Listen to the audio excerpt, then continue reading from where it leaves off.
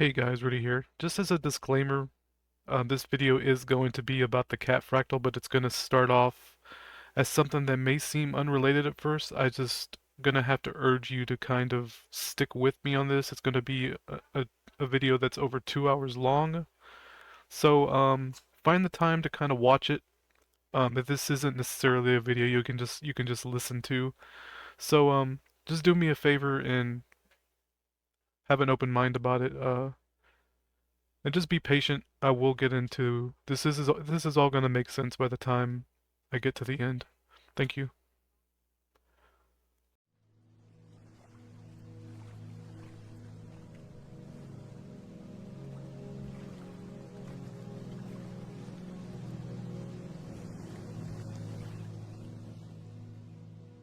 Hey, what's up guys? Rudy here. I want to make a presentation about cats again. If y'all are sick of cats, I'm sorry. I still have a lot to say about it. And this is mainly going to focus on this idea that cats are the eyes of God. I presented it in a previous recording about a half a year ago called Mao Avatar Ra, where I go over how the Egyptians, in the Egyptian Book of the Dead, there is a story where the sun god Ra comes down to battle the serpent Apep at the base of the Tree of Life. And I've spoke about it before in this video right here. So right here, this video, Mao the Sun Cat Avatar Ra, go check it out if you haven't already. I'm not going to go over it again, but the basic idea of this presentation is going to kind of revolve around that, and it's also going to revolve around video games, which is something I haven't talked about too much on my channel, and kind of the metaphysical aspects of that. And I have a Google Doc right here that I've kind of been keeping up with the strangeness, the synchronicities. This presentation is going to have a lot to do with cat synchronicity in my life and the oddity of it. What's been going on the past year or so regarding the cat fractal. So this is a cat fractal presentation. And it's going to involve a few things, like I said, video games, some movies, TV shows, etc. It's things I've talked about before, but this is going to be like a dedicated video. So what I'm going to get into first is a video game for the Super Nintendo called Chrono Trigger, and it's going to seem unrelated at first, but I found this very interesting website called chronocompendium.com where somebody broke down kind of the metaphysical aspects of Chrono Trigger and its relation to Jesus Christ. And as I started reading it, now I'm very, very familiar with Chrono Trigger. And as I was reading this, I was going like, oh my god, like this dude, I don't know how this dude managed to notice these things, but he's totally like on point about this. So I'm gonna go over that, and it's like I said, it's gonna be strange if y'all are put off by just this oddity that the strange things I talk about every now and then. If y'all are put off by that, I don't blame you for not tuning in. It's fine. But my channel started off as a channel about the esoteric and the metaphysical, and it's still about that. Like, it's absolutely about that. And I know I talk about the relationship between men and women a lot, because to me, this gender crap, this gender shit, this race stuff, it all has everything to do with the metaphysics and the spirituality. Like, psychology to me is about spirituality, like, period. And the metaphysical, or the not nilk dark reality trick, quote unquote, is kind of wrapped up in all of this all these social issues and these psychological issues. So my whole channel is still about the esoteric, because no one, like I said, I've said many times before, no one else is talking about this. I'm the only person really talking about this.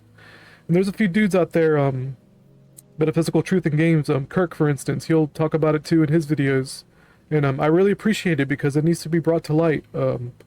Skull Trap's another cool guy that talks about these issues as well. And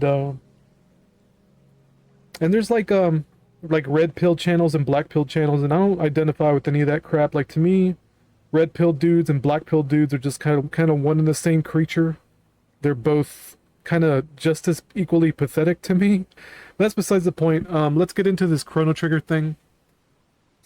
Just to kind of preface this, I'll show a little bit of Chrono Trigger. Let me expand that a little bit. So just to show it off, this is Chrono Trigger. It's a Super Nintendo game. It's a Japanese role-playing game, JRPG, from the mid-90s. I believe it came out in 95. It came out in 96 in the United States. So this is kind of what it looks like, kind of pixel art looking video game. So just to show you how the game looks and kind of the characters involved. And this is the main character right here, Chrono. He's our silent protagonist. Kind of the... I was about to say the characters, or not the character, but the player's self-insert, but now that I think about it, I have like 300, well over 100 hours, 200 hours, 300 hours in this one game, okay? So I can confidently say that I don't believe Chrono is supposed to be a self-insert, like the player's self-insert. I don't think that was really a thing until like modern games that kind of started doing this self-insert shit, which you create a character and all that. I don't think Chrono's supposed to be that. Like, this game is about this protagonist and kind of his teenage journey through life.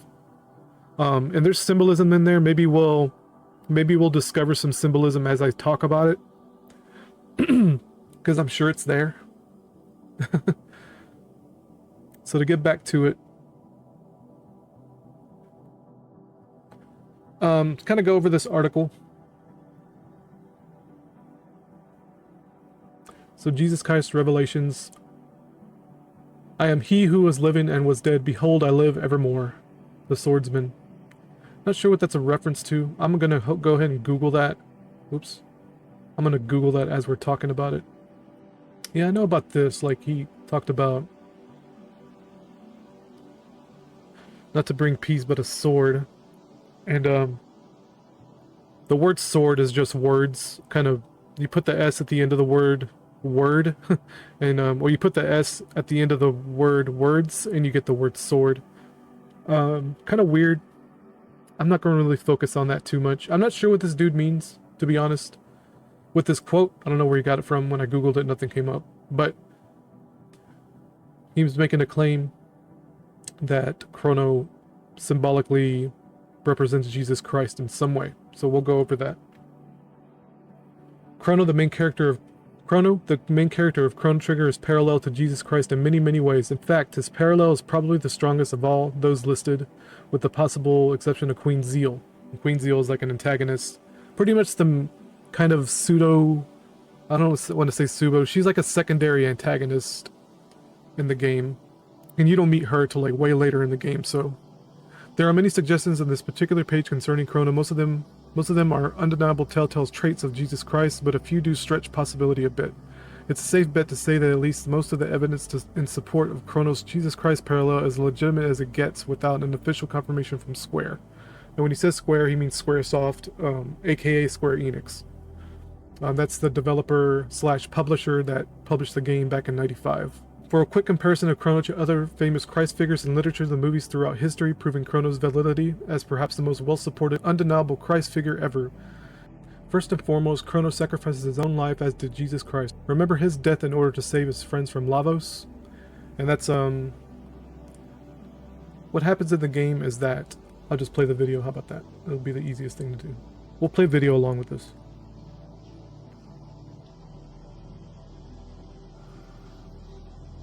I'm gonna turn this down. I'm gonna turn this down a whole lot.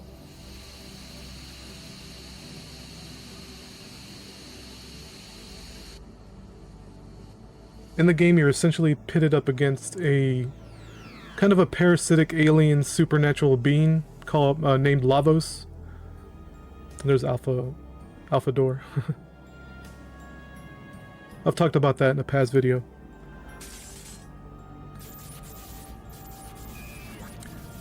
And at first they present Lavos as like a parasitic alien form, and as the game progresses, he's more and more... It's more and more implied that he's some sort of cosmic entity. Or at least part of a cosmic entity. So, he makes a sacrifice. Let's play one more video. We're gonna skip all this. And like I said, silent protagonist doesn't say anything in this game. And you fight Lavos, he takes your ass out. You're too you're too underleveled, too weak to fight him at this point in the game. And that's Queen Zeal up here, by the way, on top of Lavos' back. Immediately, right off the bat, you can see what they mean by the Jesus Christ figure.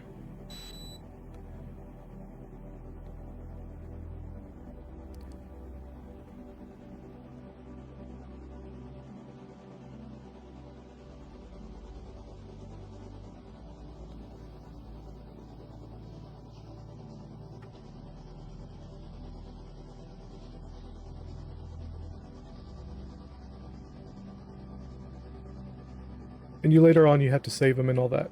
We'll get to that.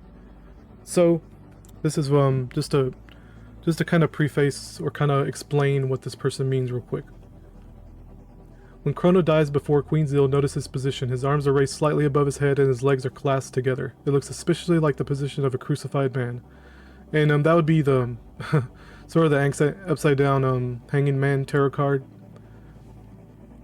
to me.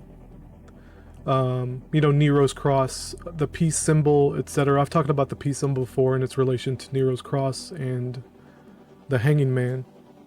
Turn my fan on. Of course, Jesus' death was through crucifixion. This position is also the position Chrono assumes when he casts a magic spell, so it could be coincidental. However, if you've seen the new Toriana animation in the Chrono Trigger remake for the PlayStation, you may have noticed that Chrono looks even more like a crucified man than when he dies during this particular scene. Not only are his arms stretched out and his legs clasped, but his chest is projected outward and his head thrown back, a position taken by a crucified person in an attempt to hold himself up to prevent asphyxiation, which occurs from hanging unsupported by one's arms. In fact, asphyxiation is believed to have been the #1 cause of the death during crucifixion. So we kind of showed that in the cutscene here. I'll show it one more time.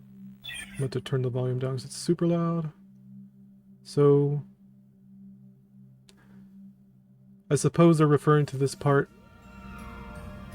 And there's like, oh yeah, it's definitely, I see what they mean. His arms aren't outstretched though, but I see what he means. I'm not sure what this is, by the way. I'm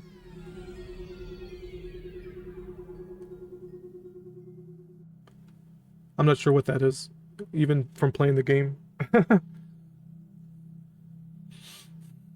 After his death, Chronos is resurrected miraculously, as was Jesus. Chronos' friends used the Chrono Trigger atop Death Peak to bring him back to life, but as Gasper said when he gave them the time egg, it would still take a miracle. Also, Mary Magdalene is the first person whom Jesus appears after his resurrection. The woman he was closest to, and some speculation may have had a romantic relationship with. Notice that when you reach the summit of Death Peak, Marl is the one closest to Chrono when he comes back to life. As her page will show, Marl happens to step into the shoes of Mary Magdalene on occasion based on Chrono's role as symbolic messiah. Of course, Chrono and Marl seem to have a semi-romantic relationship as the game progresses. After his resurrection, Chrono finishes the battle against Lavos and Queen Zeal and returns to heaven. Jesus similarly preached to his disciples for a period after his resurrection and then returned to heaven once more. When does Chrono return to heaven? If you've seen the normal endings of the game, one of two things will happen. Either Chrono will float away in the sky holding a handful of balloons, or he will board the epoch and fly away again. Either way, he returns to the heavens. And I don't think he literally means heaven like he said here, he means the heavens. So let's show the Death Peak scene. Alright. So, at this point in the game, at this point in the game, you don't have Chrono anymore, and you're on a quest to save him, to resurrect him. So you take your companions. Canonically, I think it's Marl and Luca, and your third party member is just whoever. You can usually take one of the characters, Frog. His name's Frog. He's a frog. You can take Frog with you, which is like a knight in shining armor kind of character. To me, that makes the most sense storyline-wise, but you can take whoever you want. It doesn't have to be Marl. This is Marl, the Mary Magdalene type of character, but I don't necessarily agree with that in a way, because Mary Magdalene was kind of a whore. Well, she was a whore. And Marl isn't isn't a prostitute or anything like that. She's a princess. Like, she's literally royalty in the game. She's like a tomboy kind of character who you become kind of entangled with at the very beginning of the game.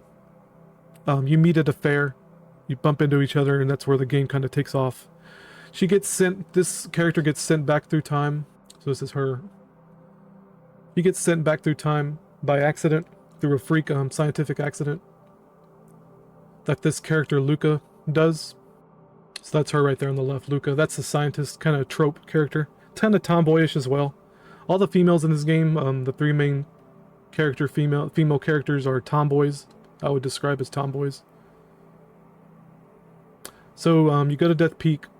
We'll just let it play out. Just to kind of go over what this article is talking about. And this is going to have something to do with cats eventually, guys. Just bear with me.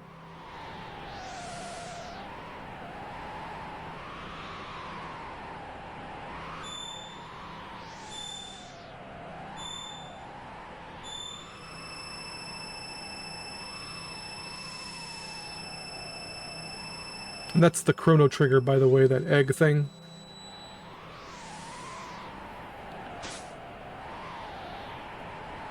And I think it's more symbolism than anything, than actual item.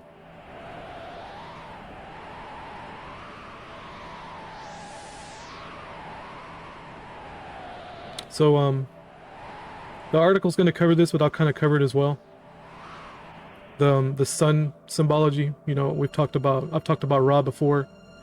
And right here we have the eclipse, which is kind of the representation of Jesus, you know, the 888, and all that. The eclipse and the sun make an 88. To me, that's kind of what the symbology means.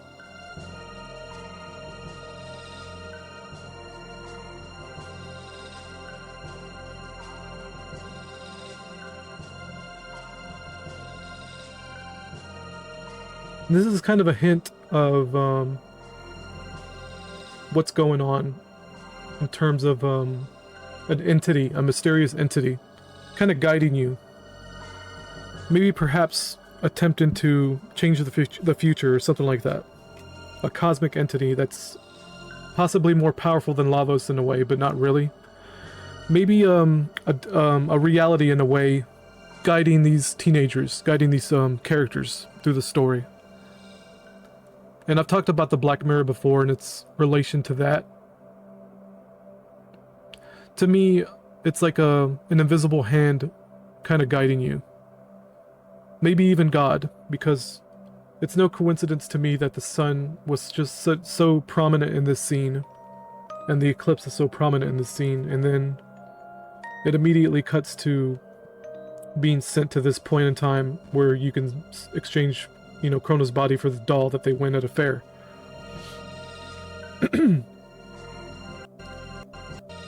So they exchange Chrono, the real Chrono, for a doll. This is a doll. It's like a toy. So this is the, I would say, the entity, quote unquote, in this game, assisting you. Not necessarily doing things for you, but giving you the tools to navigate reality, to navigate your present and your future. That's what this symbolizes to me.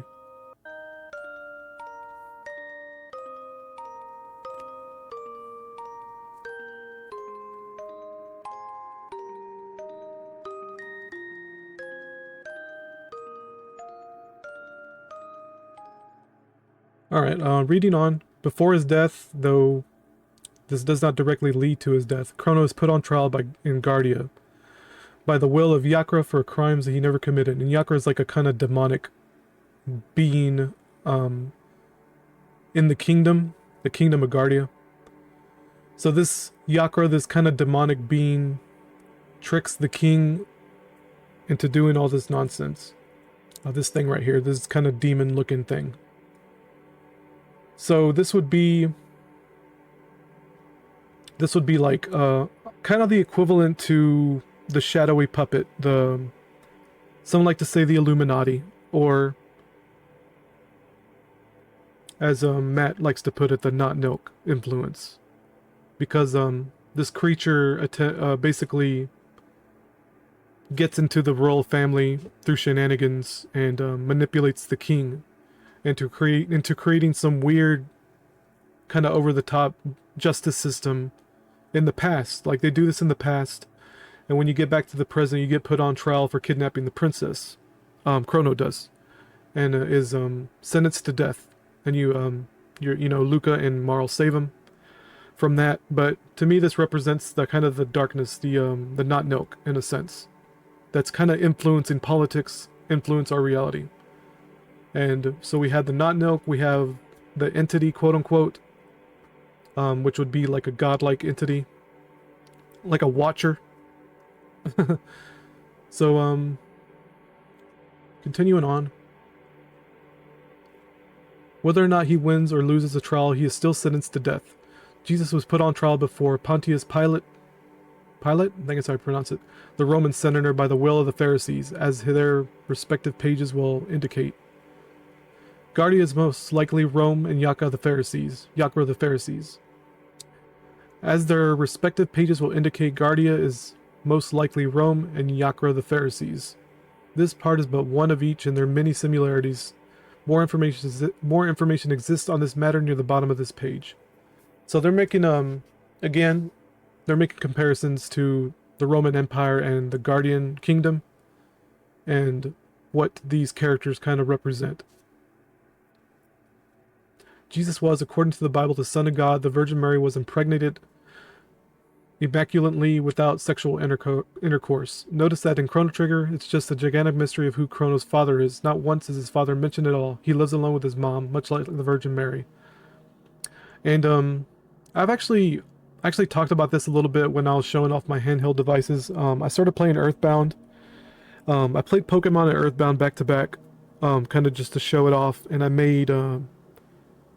kind of made jokes about how in both games you're kind of with your mother. Like these RPGs have a trope where you're kind of raised by a single mom, and to me I always found that kind of strange, like really weird. And your father's around in Pokemon Sapphire, and your father's actually around in Earthbound as well, only you don't really see him. But in Chrono Trigger, your father isn't around, he isn't mentioned. You're just living with your mom. And he's making a comparison to the Virgin Mary. And to me, that's kind of whatever. I don't really care about that. I don't necessarily, just for transparency's sake, I don't necessarily agree with much of this, but it is interesting. One of the miracles of Jesus Christ was his taking of one piece of bread and somehow feeding hundreds of starving people with it. When Chrono travels to 600 AD, he receives one piece of jerky and somehow feeds an entire regiment of starving troops with it. This tidbit is also a bit of a long shot, but still considerably suggestive enough to wonder about. Jesus also once saved the life of a woman accused of adultery from an angry mob who was about to stone her at the command of the Pharisees. Chrono similarly saves the life of Marl by rescuing Queen Lean from Yakra. While Marl's role is Mary Magdalene and not the woman accused of adultery, consider this. Mary Magdalene was considered the patron saint of sinful and wayward women seeking redemption. By this, Marl may very well encompass this nameless example of female sin as well. Of course, Yakra in his role of the Pharisee body who brought about the attempted stoning. And the Pharisees would be considered kind of the knock-knock entities, the creepy demonic entities in the background. So I think he's on point with that, this author, this person who wrote this. Jesus raised his friend Lazarus from the dead after he died of an illness. When Chrono, Marl, and Luca travel to 2300 AD, they find Robo, who is no longer functional. Chrono's party fixes him up, giving him life once again. Had Chrono not led Luca to Robo, he would never been revived. As Robo's page indicates, he is in many more ways similar to Lazarus. If you notice throughout the course of the game, Chrono and Marl seem to be a bit closer to each other than the other characters. Jesus was much closer to Mary Magdalene than the other apostles, thus putting the roles into place. In fact, there are certain hints in the Bible that Jesus and Mary Magdalene may have had something conjugal, but nothing is really proven. Thus, though Chrono and Marl are close, they never seem to have anything deeply romantic, though they were given hints time after time about how much they like each other.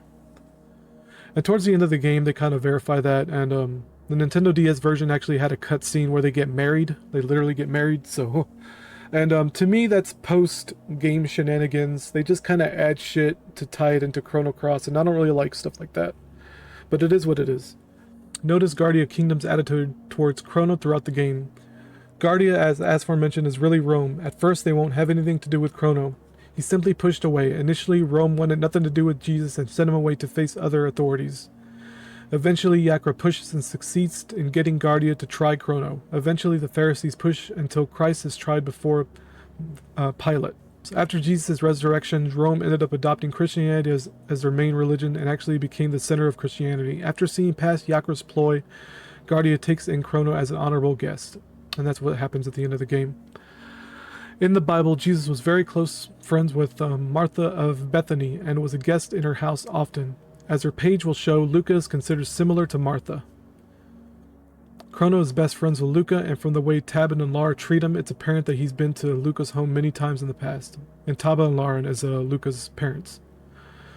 Seeing Chrono's trial in Guardia, only one man takes his side and defends him in court, Pierre. Or Pierre represents Nicodemus. However you pronounce that. During Christ's trial before Pilate, only one of the Pharisees who sympathized with Christ stood up for him, Nicodemus. Seeing as both Pierre and Yakra are both lawyers and both had the king's ear, this shows a definite peership between the two of them. Just as Nicodemus was also of the Pharisees who took a different attitude towards Christ. Nicodemus. And Nico in Japanese is cat, by the way. So Nicodemus. Nicodemus is pretty weird to me. So in the game, Chrono's element is lightning. And I believe it's actually called holy in the later games. I may be wrong about that. But Chrono's magical element is lightning. Lightning was often thought as the wrath of God. And Chrono also has a final spell called Luminaire.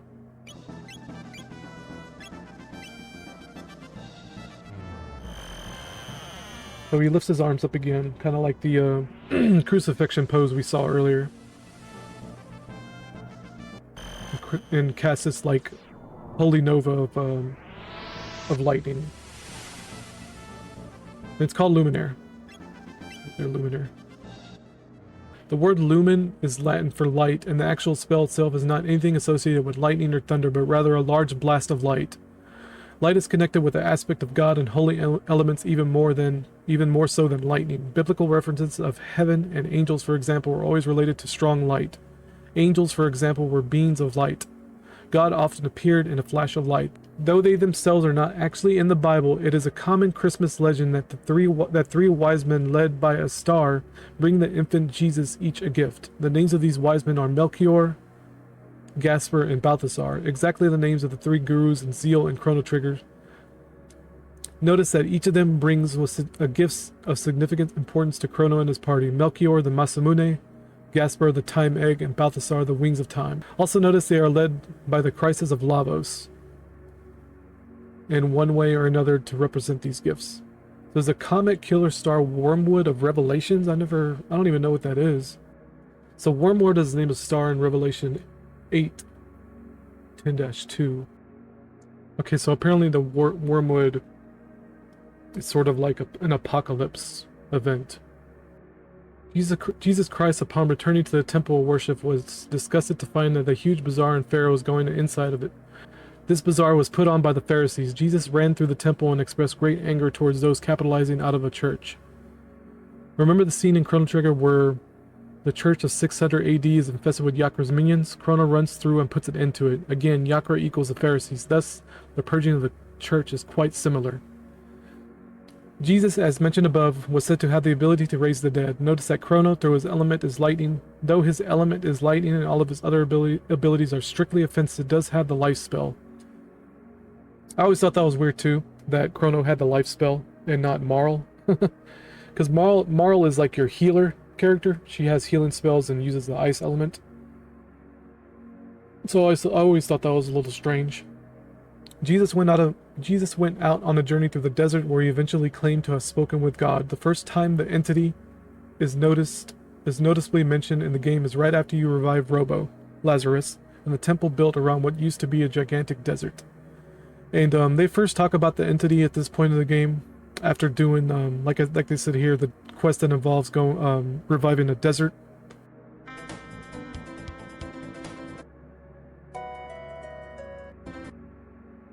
Well, here's a scene that they're referring to, where you kind of resurrect Robo for the second time. And they're making comparisons to Lazarus's resurrection.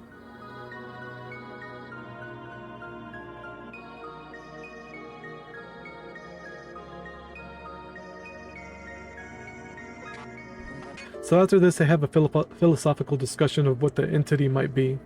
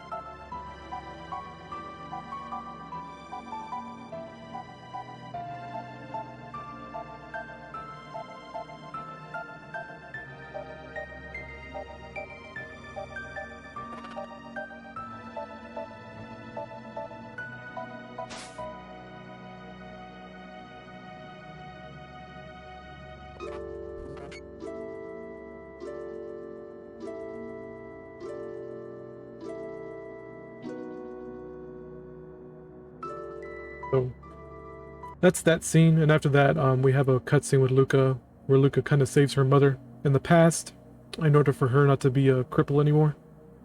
Because she gets into an accident. She gets stuck on one of her husband's machines, and that's Luca as a child on the bottom here. So you prevent that, or you don't prevent that, depending on what you do, but that's what happens after that. So this guy right here is already claiming that the entity is God. And that's what I'm saying too, but it goes a little... I take it a bit further. So I'm not going to go through the rest of this, guys, bit by bit. I think I'll get the point.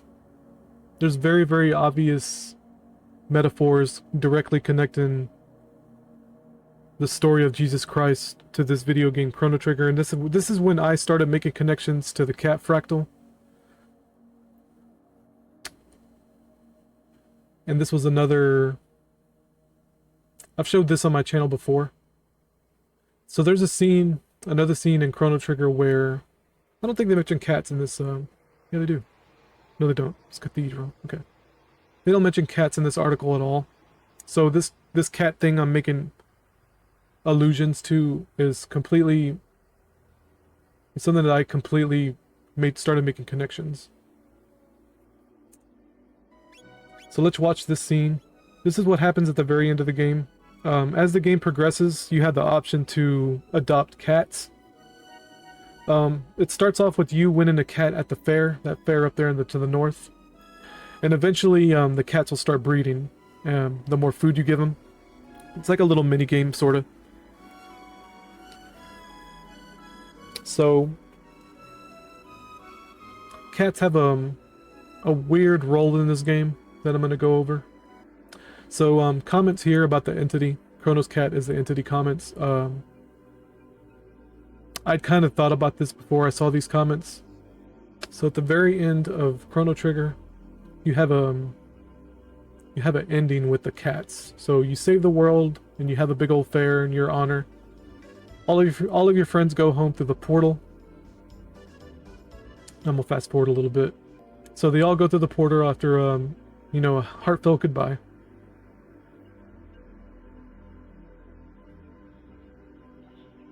And then shenanigans ensue.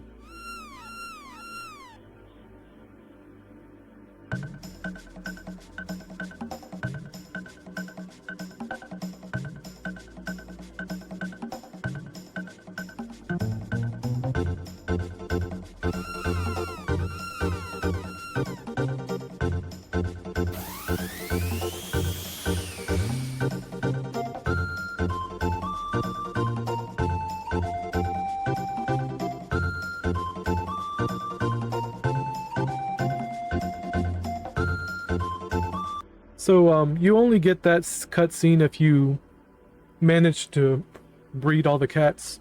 So it takes a little while. It takes a little bit of grinding. but it's a kind of a secret ending. So towards the end of the game, you fight a reoccurring antagonist named Ozzy, who's kind of a wizard, and he's a bit invincible. It's in Spanish. Let me find an English one. So it's kind of a reoccurring gag in this game.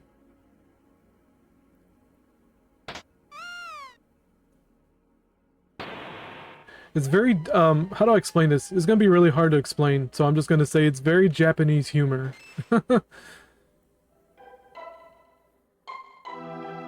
What did Robo say? Oh, not important. So, we have that. And it wasn't Alphador that did that, it was just an orange tabby. And I've talked about orange tabbies before. Or I've referred to them as sun cats. You know, in that short I did where I referred to the orange cat as a sun cat. This one right here.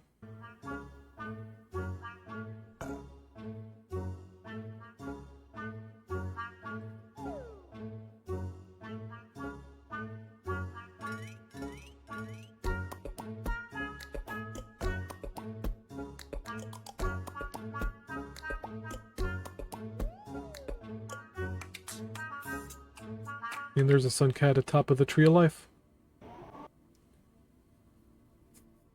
And I've been wanting to show this off for a while, so let's go ahead and go over that. I think you dropped this.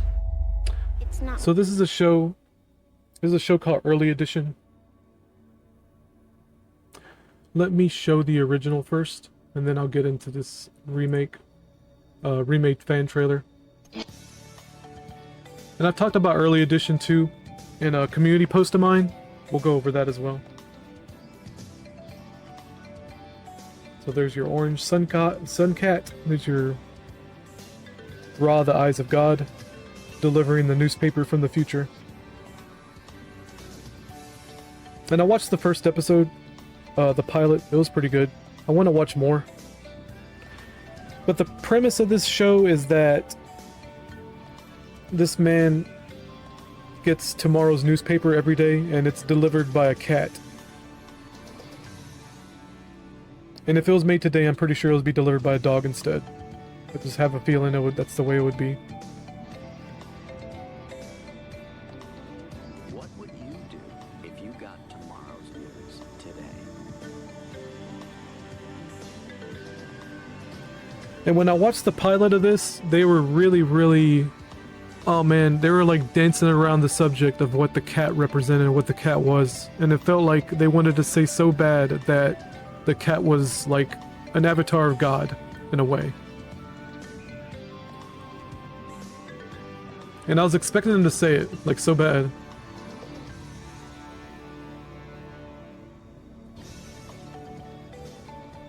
I get tomorrow's newspaper. Today. I'm out there saving people's lives. That's what I do, you see.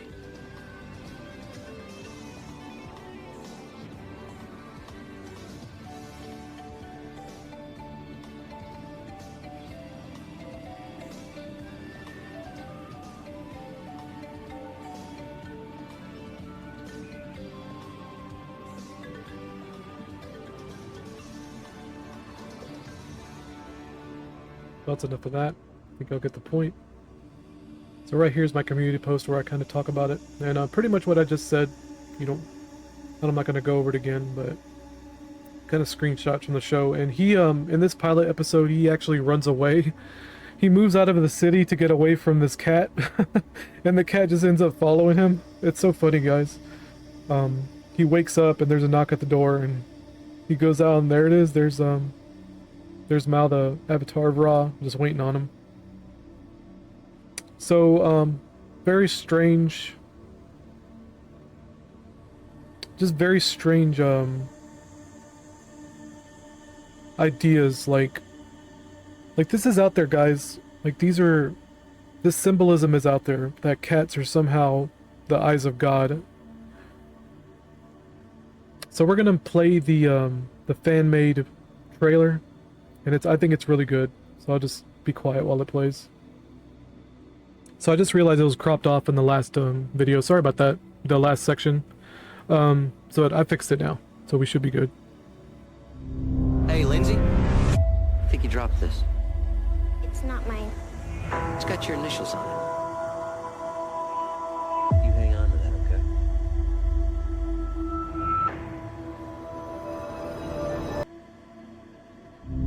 okay? Hey, Lindsay. I think you dropped this. It's not mine. It's got your initials on it. You hang on to that, okay?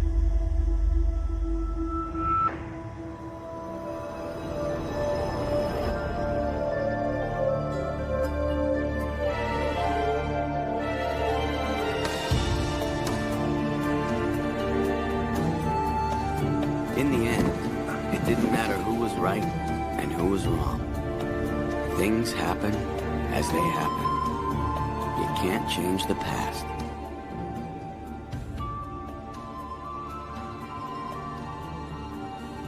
Hello? Trouble was, What? only one man knew the truth. And he was gone. Unless he wasn't. Start from the beginning. Well, I've been browsing through some of your files. Couldn't help but notice a common thread running through a lot of them. Seems like every time something happens, he's around. Kind of a theme, don't you think? Do you remember your grandfather the way you want to remember him? My ex, whatever he was, came back into my life a few months ago, and he disappeared again. Mr. Hobson? Who are you?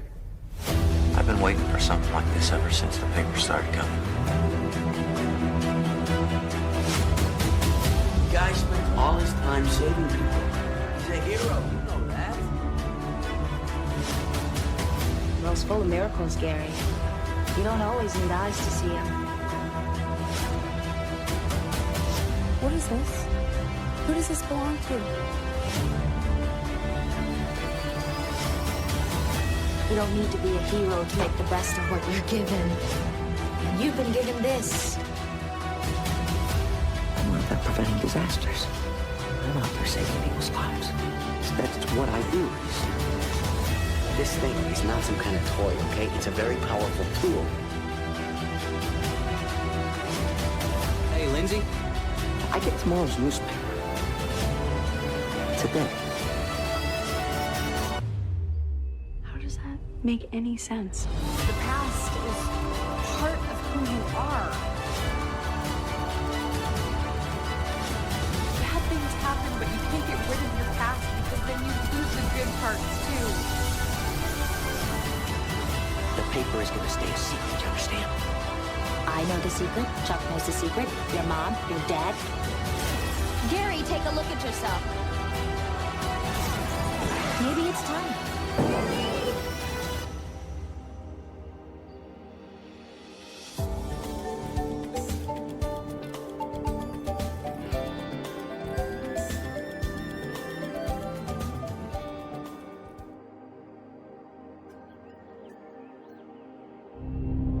So,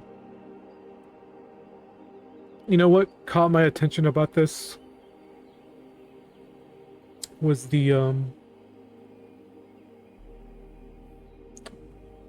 was mostly them noticing the cat and their reality. Not just the cat delivering the paper, but this right here, for instance. Noticing the cat, right?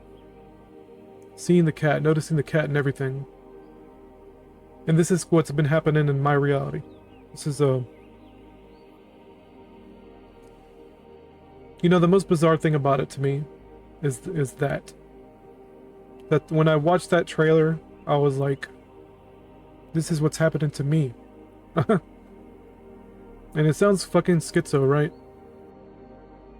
So in the presentation, our reality is AI generated. I go over this idea where,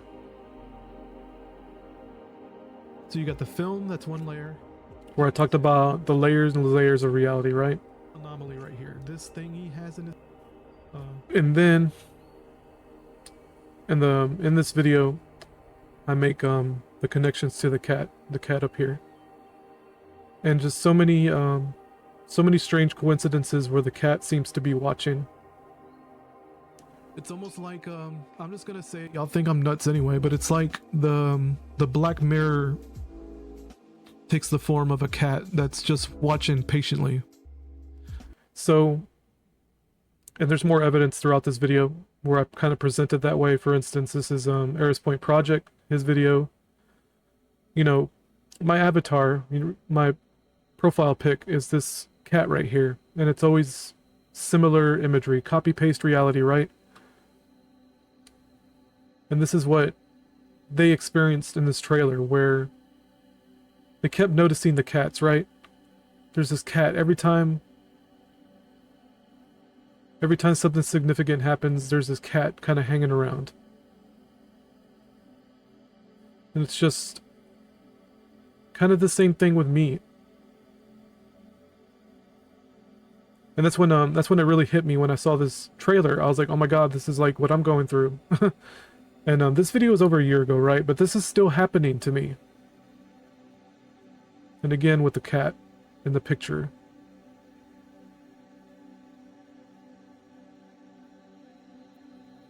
You know, just the strangeness involved. So I kind of want to go over this too as well. This video titled Prisoners and Their Cats. And I made a claim in one of my videos where I said that I truly think cats will save the world. And this is just some evidence to what I said. And this is actually, I was saying that before I saw this. Coming up, let's go ahead and play it. Prison Love. We'll play it at 1.25. And you mess with one of the cats, I mean, these cats is their family. That's all they got. The special bond between prisoner and pet. It's like anything. Treat with love and respect, it'll treat you with love and respect back. Forward a little bit. Just not for each other. That cat wants nothing to do with it. I'm not going to retell you. I can see he could be happier than these cats in here. One of the first things that I noticed when walking out of the yard in Kentucky was something that I never thought that I'd seen in a million years on a prison yard. And that's all of the cats. They were all over the place. Nobody remembers exactly when dozens of stray cats began to adopt Kentucky State Prison as their home. And as our crew discovered, the inmates were more than happy to adopt the cats as pets. Especially when they're little babies and you can raise them up, pet them, you feed them, you watch them grow, and that's your cat. They're like a kid. It was really amazing to see all of these felons, the guys that were in the state's maximum security penitentiary, with cats climbing all over them. They had them up on their shoulders, they were petting them constantly, and it was really interesting how the inmates had developed very, very nurturing relationships with these cats. We got all kinds of cats, and you got these guys here that these cats is their kids. And you mess with one of the cats, I mean, it's just like messing with my kids at home. I mean, these cats is their family. That's all they've got. And like any proud parent, the inmates shared photos of their favorite felines. We cat lovers up here. Now here comes one. This is a monster right here. People had specific cats, and if you didn't want anything to happen to that cat, the last thing you were going to do is commit an act of violence that would send you to segregation where you couldn't care for it anymore. So in this funny little way, the cats contributed to a lower level of violence on that yard. The vet comes once a month, you can buy dry food and medicine and toys and stuff like that. So guys work hard at their jobs to earn their money, and they'll spend it on. And sometimes their bet deal's 60, 70, 80 bucks, takes everything they've got.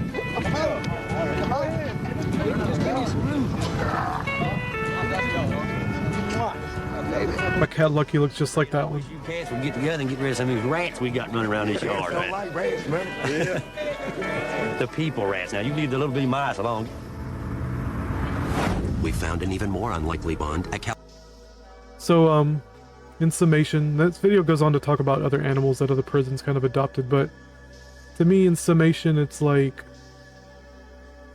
only thing keeping these prisoners from acting crazy is these cats. It's just a very strange kind of socio relationship with cats and people sometimes. And you can make the argument it's just cats and animals in general. Like, you could say this for a bird or whatever, and I get that, like, I really do. But I want you to think about this. Like, I know these people, these prisoners, are probably the worst of the worst in society. Like, they're in prison for a reason, and I get that. But I'm the kind of person who has a little bit of sympathy. Like, I believe these people probably need to be in prison and stay in prison, but there's always a reason. And the single motherhood thing is usually the primary reason as to why men act out as they become older. So just to put it in perspective, probably the only affection these guys have ever gotten in their lives is from these cats. Just to put it out there like that. And I made a community post about this as well a few months back, where I talked about how the Tesla logo looks like a cat's nose. And here I talk about the eclipse symbology, which I already kind of went over. And the Mammon machine in the game Chrono Trigger kind of looks like a womb. This thing right here, the Mammon machine, which is like the direct connection to Lavos, which is that dark entity I spoke of. The main antagonist of the game, the parasite. The Kingdom of Zeal built the Mammon machine in order to extract power and to become immortal. And this is really about Queen Zeal. This isn't about her people. This is all selfishness. Queen Zeal did it all for her. She didn't do it for her people at all. Her people were tricked into building these kind of things, these artifacts, in order for her to become immortal. So the Man Machine looks like the Tesla logo and a womb. It also looks like the Tesla logo up here as well. And it really does truly look like the Tesla logo. That's crazy. I had forgot about that. Jesus. And Mammon in Hebrew is sin or energy. So they're literally extracting sin from Lavos. And here I just took a screenshot of this because I thought it was interesting. The rainbow used to represent Christianity. And later in the game, you acquire an artifact called the Rainbow Shell, which is used to make the ultimate weapons in the game. And you also have to use the sun's power. So you use God's power, essentially. The sunstone, the sun represents God, so you use God's power in order to kind of activate the Rainbow Shell.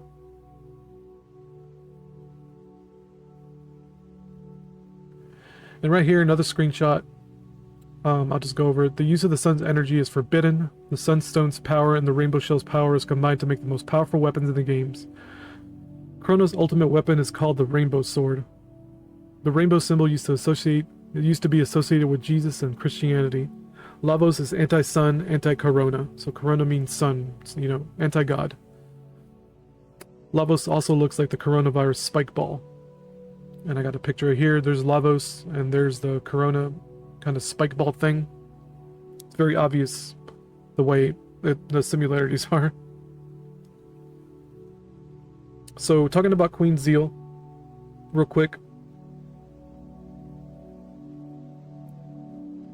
So what does zeal mean in the Bible? According to Google, zeal is great energy or enthusiasm in pursuit of a cause or of an objective. Christians must be zealous, but as with any part of our Christianity and our lives, there has to be a balance. Christians must avoid being like enthusiastic Israel. Paul said they had zeal without knowledge. What does Lavos mean? La means fire, vos means big. And that's in the game. It's like an ancient kind of word meaning big fire. And here I just make a connection between kind of the philosophy or the psychology behind Queen Zeal. The spirituality aspect. Queen Zeal makes an attempt to harness Lavos' energy through her zeal, her willingness to gain power and authority without proper knowledge. Lavos represents the abandonment of God, the spikeball corona, the new sun, the new God. Brethren, my heart's desire and prayer to God for Israel is that they might be saved, for I bear them record that they have a zeal for God, but not according to knowledge. And I also make connections to the cat fractal in a game called Nightshade for the Nintendo. See the pictures here. There's cats play a very, very prominent role. Nightshade has a lot to do with Egyptology as well. So the eyes of God are in Nightshade. To me, that's just super obvious.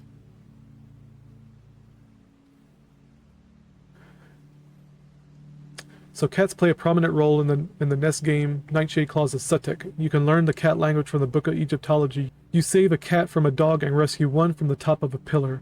Bastet is the goddess who is depicted in the form of a cat, who is also the daughter of Ra, which is mentioned in the hieroglyphics that you examine near the cats who reward you with the Staff of Ra for learning their language. The Staff of Ra is used as a tool to defeat Sutek. So you literally acquire the Staff of Ra in this game in order to fight evil, and the cats are the ones who reward you with the Staff of Ra. Once you learn their language, you read the hieroglyphics, and then you can, from there, you can speak to the cats. And here I'm just making associations with random orange tabbies in games. Here, for instance, in Who Framed Roger Rabbit for the Nintendo, random orange tabby in the corner. Double Dragon as well. I think I did I made a community post about this as well. Random cat underneath the table at the very end. Alright guys, I wanted to play Nightshade and kind of just show off the parts with the cats. So don't worry, it's not going to be like the whole full playthrough. I'm just going to get to the parts where you learn the cat language and when you counter the other cats in the game, so it should be a pretty quick, kind of short. And I figured I'd do this myself.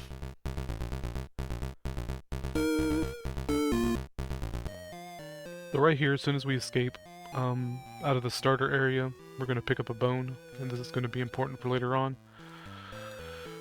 Got to examine the skeleton, you can pick up a bone. And like I said, this is like a point and click kind of adventure for the Nintendo. And point and click's kind of a weird way to say it because it's not really a point and click, it's more like a... because you have to use a controller, so it's like...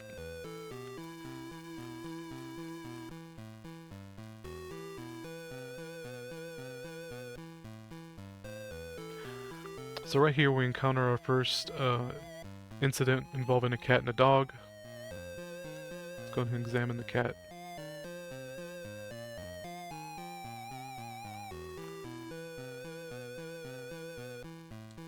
So here we have to use the bone on the dog, and that causes the dog to stop chasing the cat. So that's your first incident involving where you have to kind of save a cat in order to progress. Well, not necessarily progress, this isn't that important to the game, this is just optional, but you do get popularity for it. So you see right there in the bottom, my popularity bar went up by a little bit. And another screen over is a granny wanting to save her cat from the top of a pillar.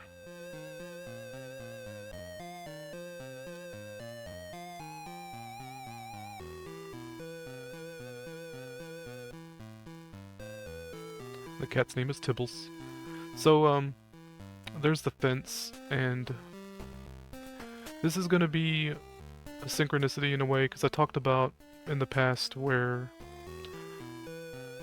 I had to, I think I mentioned it in a previous video where I saved a cat from a dog, and I had to climb a fence. It was like a 10-foot tall fence. So, I don't know, it kind of hit me about a day or two ago that this is almost like a mirror image of what I did in real life as well, where I saved a cat from by having to climb something. And let's go get what we need to save the cat. So there's a ladder right here. I'm gonna pick up the ladder. And we're also gonna need another item here, which is this catnip right here. So we got the catnip and the ladder. That's what we're going to need to save the cat. I'm just going to have to deal with it. So here, operate the ladder. And you can't pick up the cat unless you use the catnip on it. So from here, looks a lot calmer now with the catnip. Do you think you can attempt to talk to it by this point? It just says meow. When I get the Book of Egyptology, I can try talking to it again. Actually, let me get that first before I pick him up. Let's go get the Book of Egyptology. There's a book here you can operate. There we go.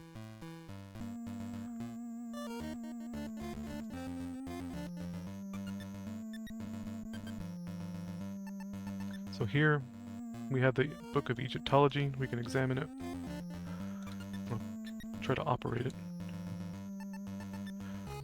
Apparently I can't examine it either. Alright.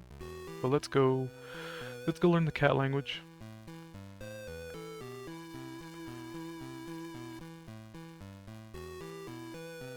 And this is all trial and error, by the way, guys. Like, when you play these kind of games, you literally have to just kind of just dick around until you figure things out by operating and examining things and using item on this item and etc. I've played this game dozens of times, and there's your pyramid, by the way. It's called the Pyramid Club with the English gentleman. And here you have hieroglyphics that you can read, but you need the Book of Egyptology. So this is what the kitty cats you can talk to here. So you read, examine the writing after you get the book, and Held to Basset, it's called Bastet, or here it's called Bast, Lord of the Cats. I don't know if that's a mistranslation. I don't think it's a mistranslation, but if it's a misspelling, or maybe they just weren't sure what Basset was. But Bast is Lord of the Cats, or Bastet is Lord of the Cats, the cat goddess. And you feel a certain urge of power, and you can now talk to cats.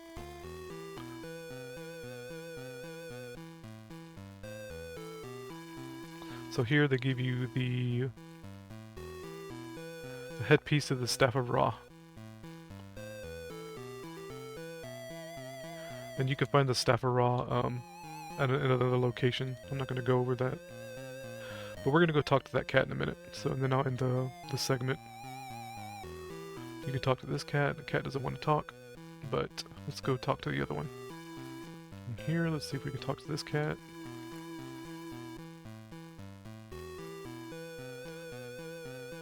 Look to the walls for wisdom. So he's basically referring to the walls with the hieroglyphics on them that you can read. Let's see if we can talk to this one now. Stupid superheroes. That's cute. Let's pick him up. Do I have to give him more catnip? Let's see, hold on. Okay, so he's angry again. I need to go get more catnip. Let me go do that. Apparently it wears off. I wasn't aware of that.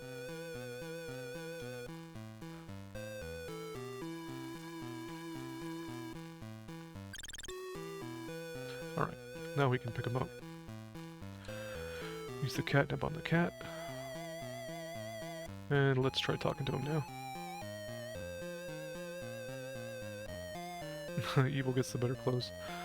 Alright, I never knew what he said there, I know now. Now you can pick him up. And he basically jumps down on his own.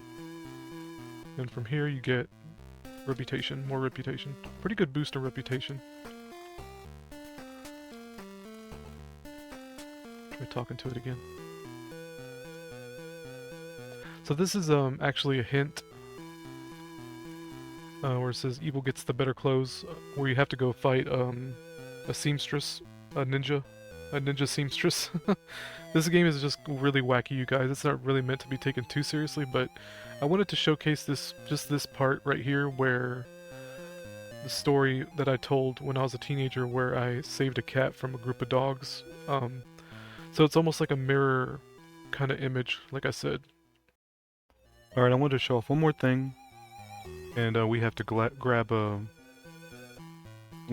some force gloves here first before we go check it out. Let's do that. I think you can examine them. So, utterly invincible force gloves. The game has some wacky dialogue.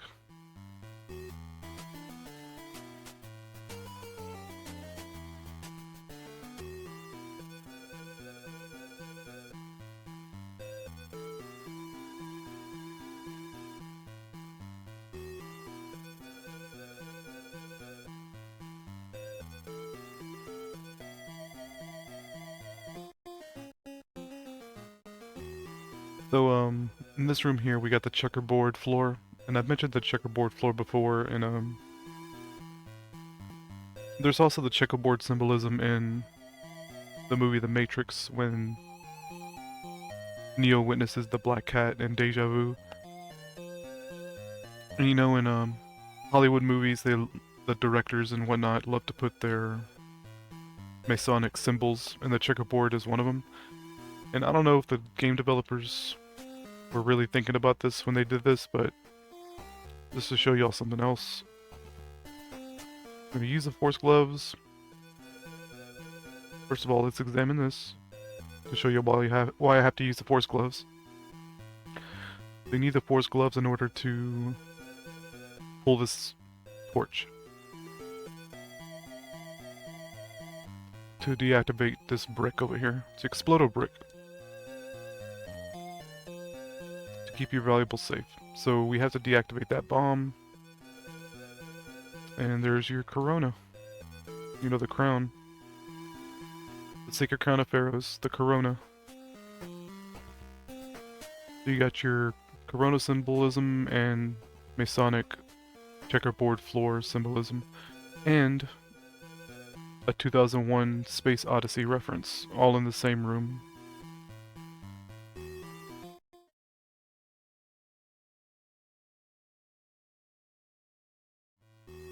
Just to point out one final thing here, almost didn't catch this before, but this is the sun cat on top of the cat tree, like in the short I did.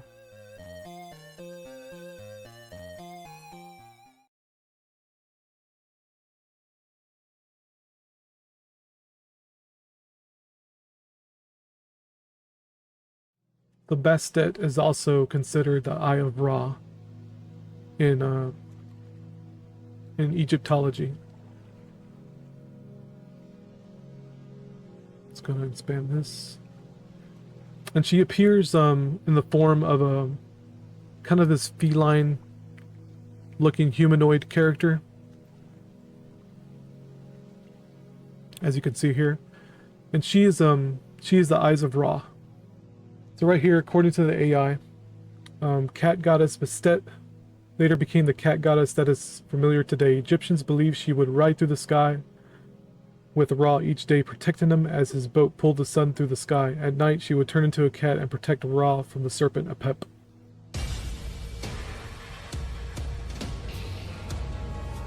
The reaction speed of cats is quite remarkable, ranging from 0 to 70 milliseconds, no doubt about it. So right here, this is the look, I made a community post where I'll link this short, this YouTube short, where I talked about cats' natural enmity we can use snakes with snakes. So the Egyptians viewed cats as gods because of this reason. So I want you to put yourself in the shoes of an ancient person, an Egyptian who, whenever a snake bites them, they just die, right? You have a relative, they get bit by a snake and they're dead. And not really understanding why. You don't know what venom is, you don't know what anti-venom is, or any of that stuff. But just to put that in perspective of what these ancient people thought of cats and why they thought of cats in this way.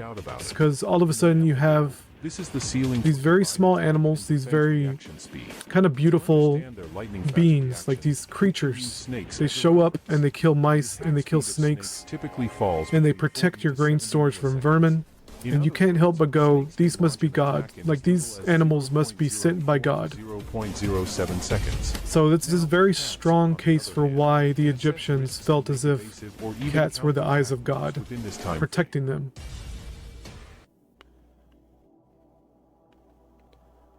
Alright, so I want to kind of go over this community post that I made, according to this 2 weeks ago, from the time of this recording. Where Matt McKinley did Not Note travel tours.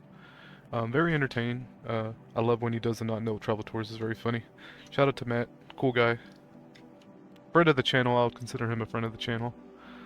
I think he's okay with me saying that. But he was talking about the Not Note influences on Cyprus.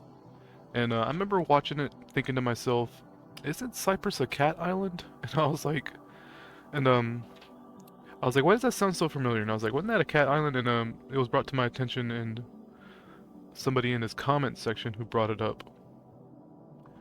And I was like, oh my god, yeah, that's right, it was a cat island. So we can watch a little bit of it real quick.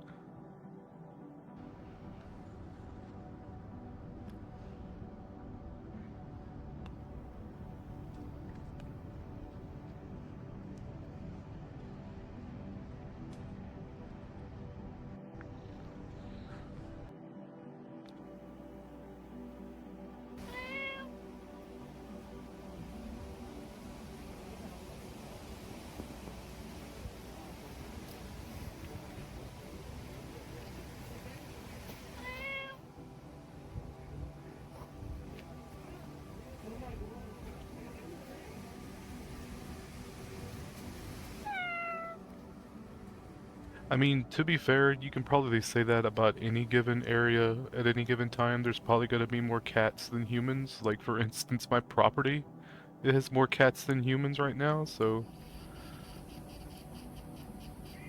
This is going to be mainly due to strays. People feeding strays and not spaying and neutering them. It's just the sad truth, you know. Crazy cat people that have a really twisted mindset about feeding cats, which I don't agree with.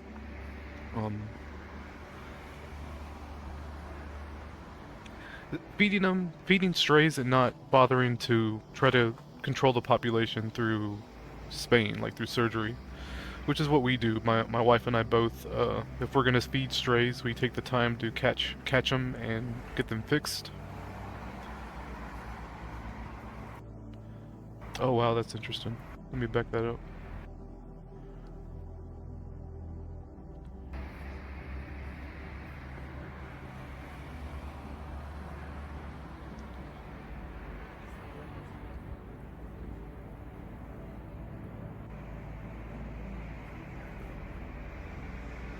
St. Helens shipped hundreds of cats. What in the world?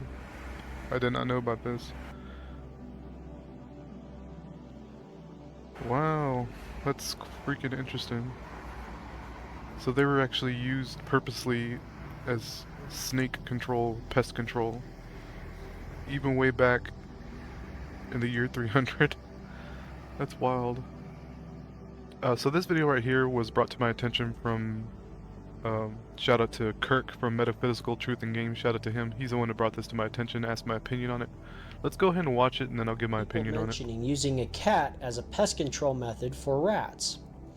It's a common misconception that cats will kill rats. Now, is it the case that cats never kill rats? Well, no. Never is a pretty strong word, and there's always exceptions to every rule. For example, most cats will kill baby rats. But the reality is, the vast majority of cats won't mess with even a half-grown rat. Truth of the matter is, most cats prefer helpless prey, things like songbirds, chipmunks, baby bunnies, mice, but when it comes to rats, they're far too aggressive for their liking. In fact, many times I've been to places where the fact that people are feeding cats are the reason the rats are there to begin with. Cats not only don't prey on rats, but they also don't defend their food from them either. Another fact that most people are totally unaware of is the horrible damage that cats do to ecosystems. More animals have been driven to extinction by house cats than any other non-human invasive species on this planet. So, interesting take. I don't mind hearing takes like that, but there's a few fallacies I wanted to cover, and I kind of go over it in this post right here. And like I said, I'm open to these kinds of videos, but this guy, just like me, right? I have a bias where I'm pro-cat. This guy comes off a little bit as anti-cat. He doesn't necessarily seem like he's given the facts, and just given the facts without getting emotional about it. And I'm guilty of this too, guys, so I fully admit to being guilty of that. It's just human nature. Alright, to get into this, the post I left, where I kind of cover this. So I've talked about this before, where cat people get a bad reputation, and for being kind of crazy cat people, right? Irresponsible cat lovers out there who feed strays but don't attempt to catch and neuter, which is what I just talked about. I watched a video where a couple goes around with buckets of food to feed the strays in a park. I really dislike that sort of behavior for the reasons that person listed.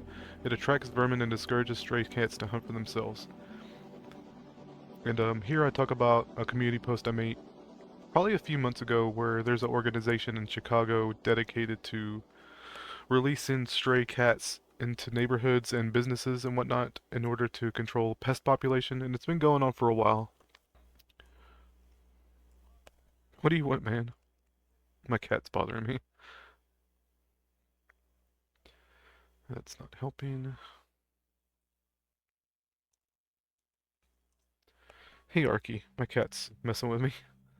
He's being weird. Why are you being so weird, dude? Because I'm talking to myself. I'll show a picture of him here, just as something cute to show, I guess. So, article's more than 3 years old. You know it's suspect. This is going to be a little off topic, but the reason they do this is to be like, hey guys, this is old news. You can't go by old news. You got to go with the new news. Because if you look at an article like from 2010 or something, this is old news, guys. Like almost like a pre-gaslight in a way. It's really scumbag behavior to kind of give the illusion that the most current news is the best news when you and I both know that's bullshit. Anyway, onto this article. Shelter releases 1,000 feral cats on the Chicago streets to combat rat crisis. And a program called Cats at Work places 2 or 3 felines outside residences and businesses to deal with rodent problem. Oh, this is in Turkey. I was looking up Istanbul and like Turkey and whatnot, and they apparently have a really bad dog population problem as well, like stray dog problem. That's actually getting people killed and mauled. It's really twisted. I know this video isn't about dogs, but just to kind of point that out because I saw Turkey, I was like, oh yeah, I've been kind of researching Turkey a little bit. It's really disturbing. Dog bite statistics in places like Istanbul and Turkey and India and those kind of areas, it's just really twisted that it seems like a lot of animals have more rights than people in countries like that. Okay, so it's kind of interesting here. The cats are animals that would not thrive in a shelter or home environment and are usually subject to long stays in animal control centers or euthanization. Sorry. According to the nonprofit's website. So they're basically saying cats that can't find homes, that are maybe kind of socially unable to really be around people. So that's a really good strategy. I like that. It gives them a gives them a purpose in a way. So this, I was really looking at this article because I wanted to know how long this has been going on. So it's been going on since 2012. As I said in my community post, there's a long wait list, and there's actually, I don't know if it's in this article, but there's a story where the local businesses were like attempting to bribe the Humane Society to try to get on top of the waiting list. It's kind of funny. It's just, to me, that's kind of an indicator of how effective it actually is. So what this man said, I'm talking about this because what this world, stop it. Okay. And I'm showing this because what this man said just a while ago about cats being ineffective totally, and almost like he didn't necessarily say totally ineffective, but that's what he was kind of implying. This is what I mean by his emotions kind of get the better of him, his bias get the better of him in presenting actual facts. And here I talk about real quick that the statistics he kind of listed seem overblown, and it's easy to overblow statistics and kind of lie about statistics.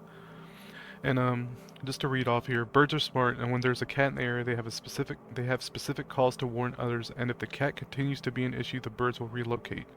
Usually a few miles away from the area, it only takes one dead bird to trigger this behavior in a whole group of birds. The people who do these studies more than likely attempt to skew the numbers by assuming that since there's no birds around, the cats must have killed them all, which isn't true at all. I think they inflate their numbers, but I could be wrong. I watched a few Cat Island videos just to see how many different birds I could hear. Honestly, I was expecting dead silence since cats are portrayed as these mega killers of bird populations, but nope, I heard plenty of birds. Weird. And that goes for my local areas where I can go outside at any given time. And I hadn't talked about this, but I have a lot of stray cats in my property, and I can go out at any given time and hear birds all day long. So they're not killing off bird populations. I think these statistics and these stories are very, very overblown and just hyperbolic, to be honest. And just to show y'all here, I'm gonna turn up the volume. You can hear birds, you can hear crows in the background.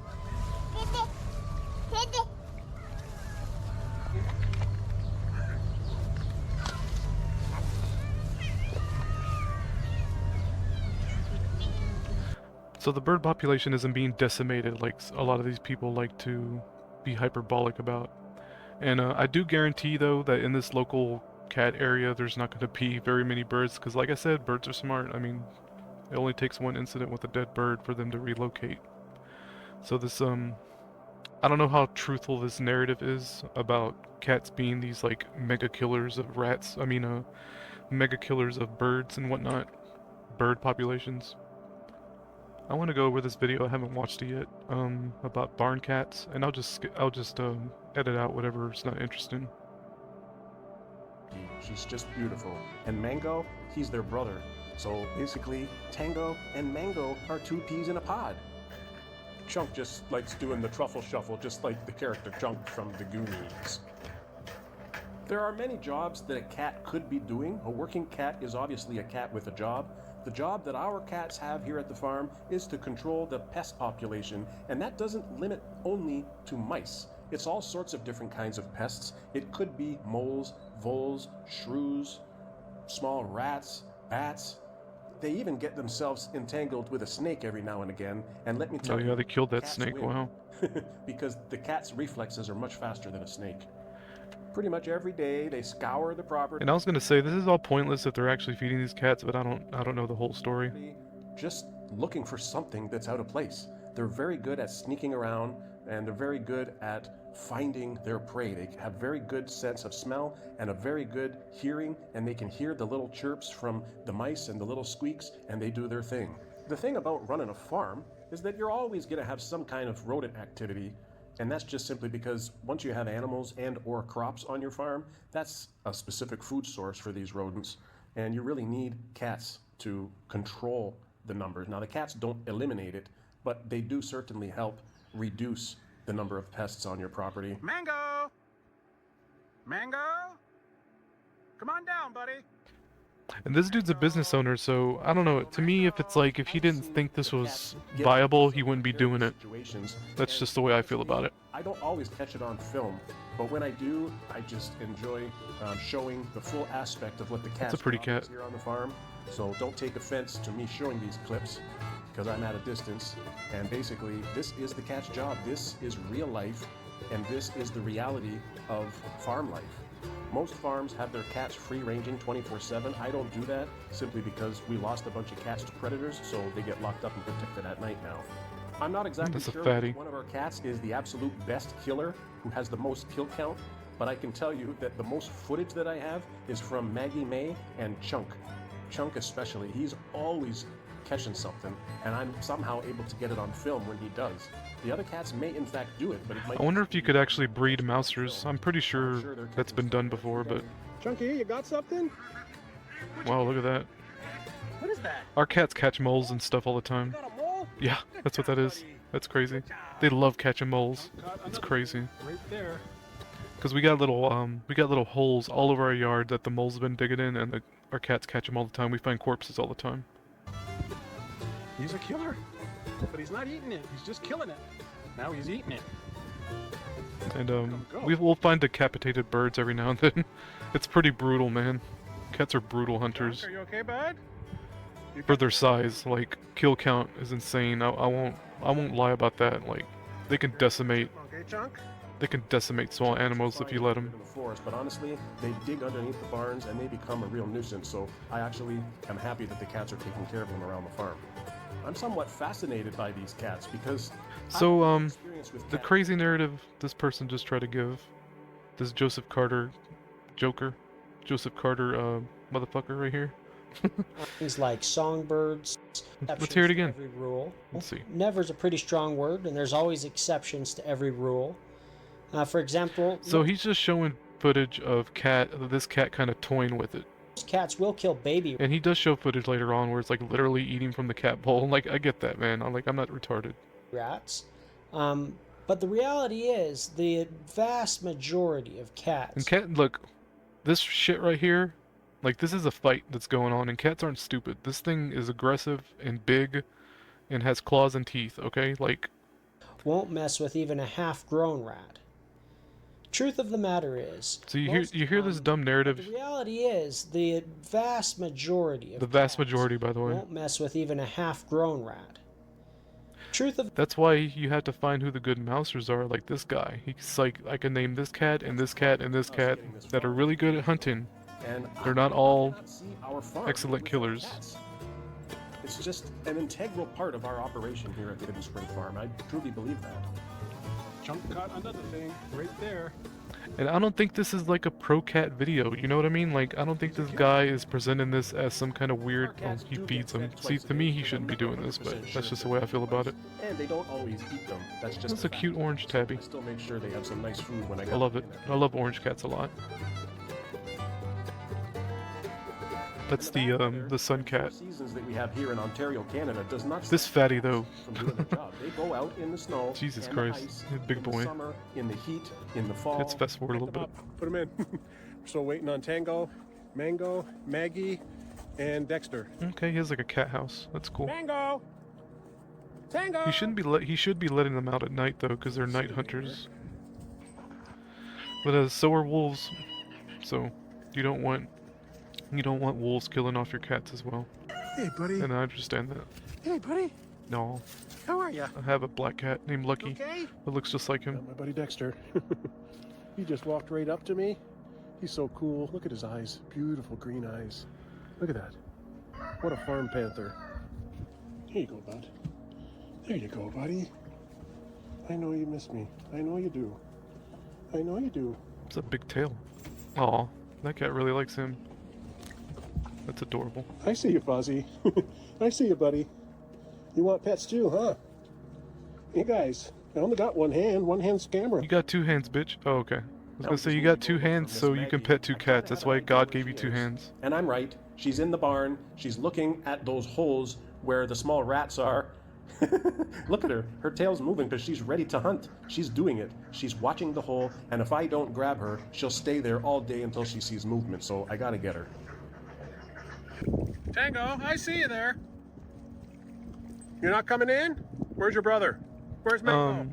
I have two indoor cats that I think would be really good mousers, because they kind of do the same behavior where they like obsess with a certain cat toy when it gets stuck, like let's say under the oven or under the couch, and they'll obsess over it like all day if I don't get it out. And I think those are the kind of cats that'll make really good mousers, because not all my cats do that. Out of the 6 I have, only 2 of them exhibit that kind of behavior. Maggie, she was hiding in the barn hunting mice, I guess. Tango. Oh, there's Mango. He's by the window. He was in there with his sister Tango, but Tango must have went in. 2 peas in a pod, those two. Mango! So the whole point of me doing this segment was to kind of showcase this anti-cat propaganda that I've been speaking about, that I spoke about before in either in my community posts, or it's usually in my community posts. I think I've talked about it in one video where I talk about anti-cat propaganda. So here I make a claim there's war on cats because there seems to be a war on Cyprus, where I think Cyprus is getting entangled into the Palestine whatever war. They're kind of just being drawn into it, and once I learned it was a cat island, it's like, yeah, I think it's an attack on cats themselves.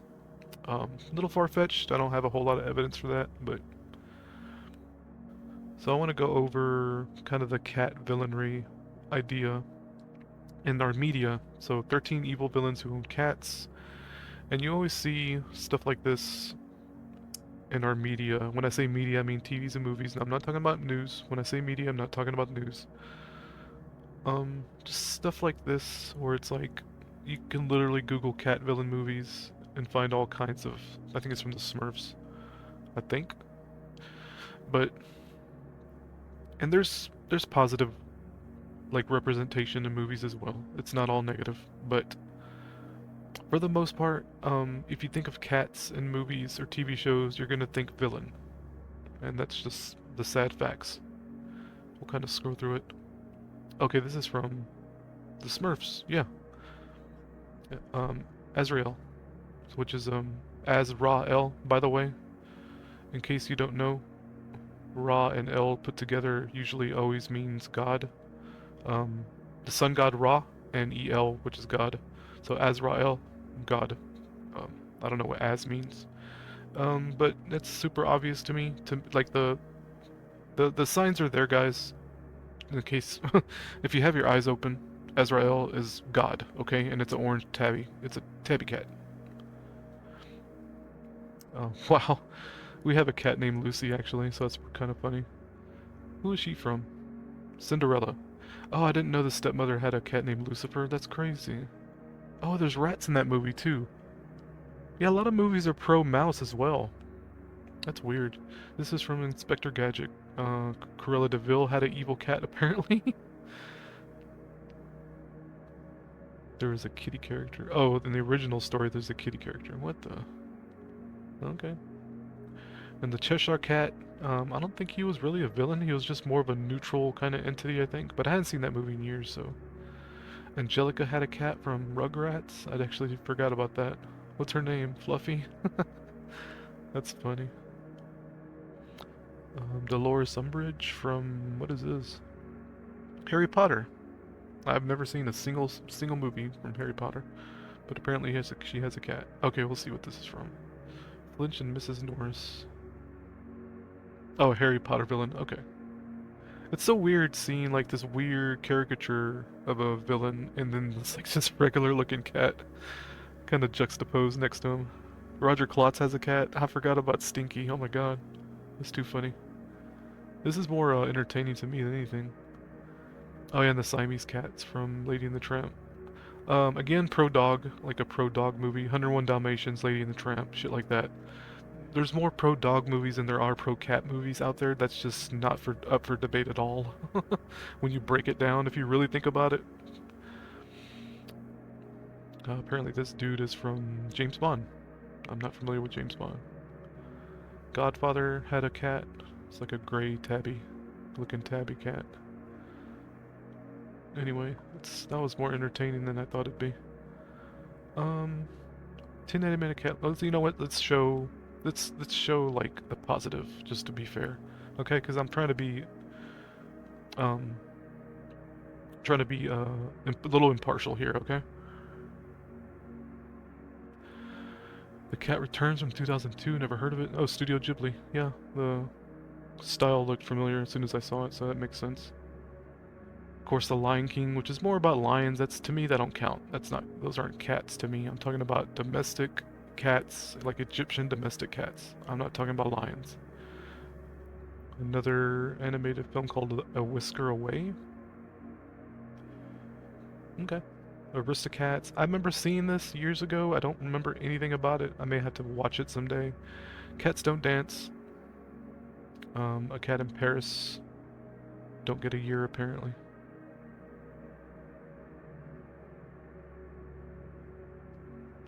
It looks kind of interesting, just going off the synopsis here. Oliver and Company. I see more dogs than cats here. So this is more than likely a pro-dog movie. I can already tell you. I can probably fire this movie up and... I don't even have to fire this movie up. I can already tell you it's a pro-dog movie. Puss in Boots. Oh look, is that Bustet? Or is that some other cat? I think it's some other cat. Puss in Boots from Shrek. Gay Piri?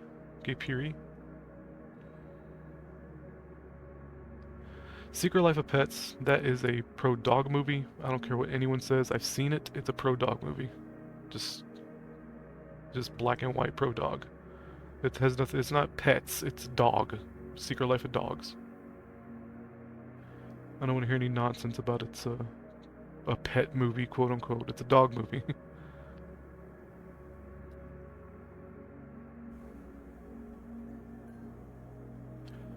Alright, so I talked about the Alphard Hydra connection before, where I went over the synchronicities involving the Alphard star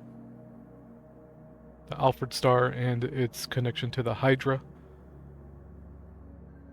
Let's go and look at it real quick. So again, more Chrono Trigger synchronicities, and this thing with cats.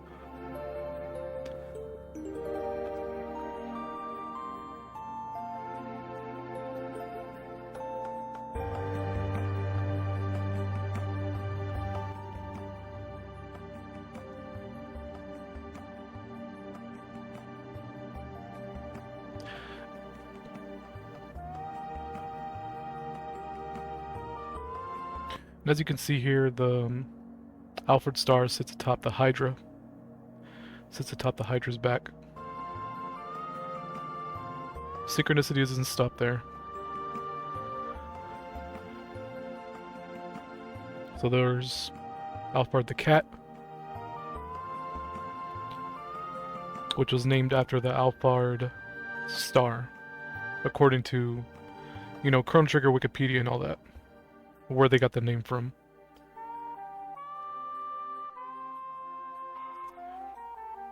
And this is just talking about the synchronicity I have involving that, which is Aphmau.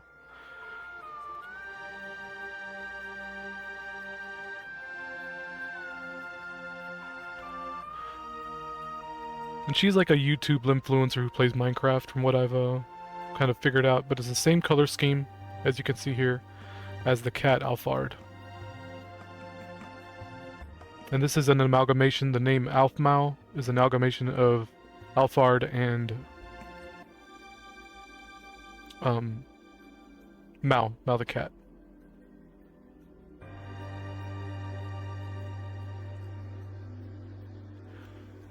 So Alphador the cat, named after Alphard the star, which is the sun. Which is the sun, it's a star. So this would be the sun cat.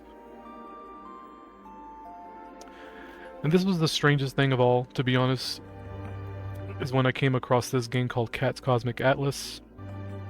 And I said, before I even checked out the video or checked out the preview to the game, I said, there's gonna be a reference to the Hydra constellation. And lo and behold, there it was. And I think Alphard would be right there where my cursor is. I believe, I'm not 100% sure, but that may be it right there.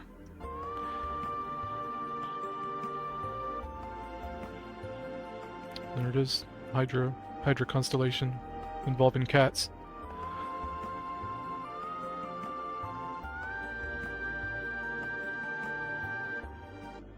And it didn't stop there. More Alphard. Well, it's way too loud. Didn't stop there. More Alphard synchronicities. Just kind of insanity.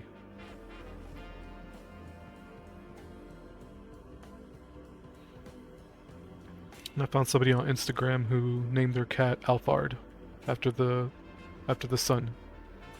So there's a sun cat, same kind of colored pattern as well as Aphmau and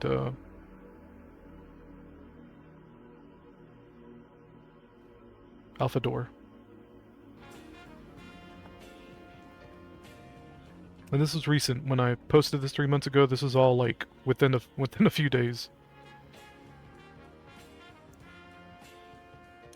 Same colors. So insanity.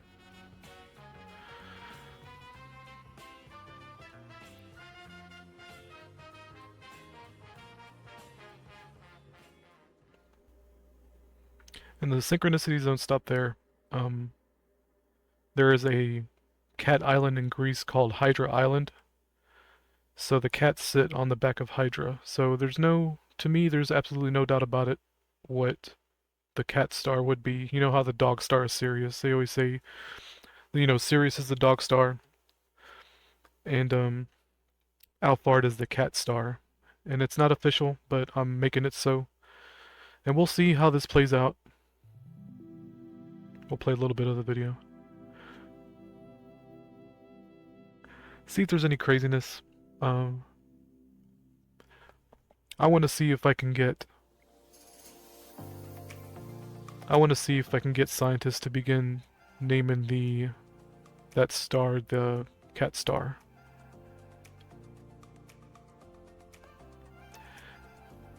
And if not, it's whatever, right? I had my fun.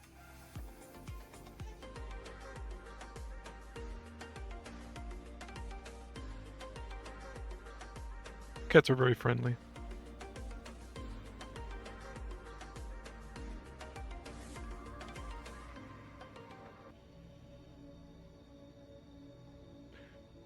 So nothing too crazy with that, so we'll go ahead and skip it.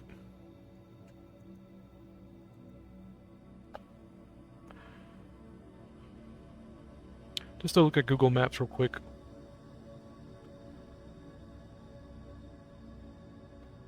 So this is, I suppose this is Hydra Island? Yeah.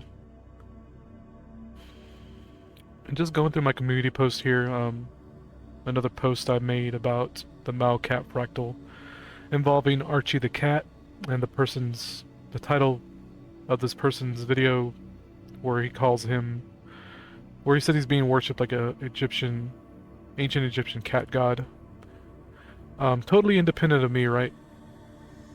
And here's another one where, again, Archie the sun cat, where this person refers to them as the sun cat. It's just craziness, y'all. Another connection I made to the Alphard star is that it's designated Alpha Hydra, which is the beginning. And I believe, and I don't have a whole lot of evidence for this. Like it says here, traditional name Alphard is from the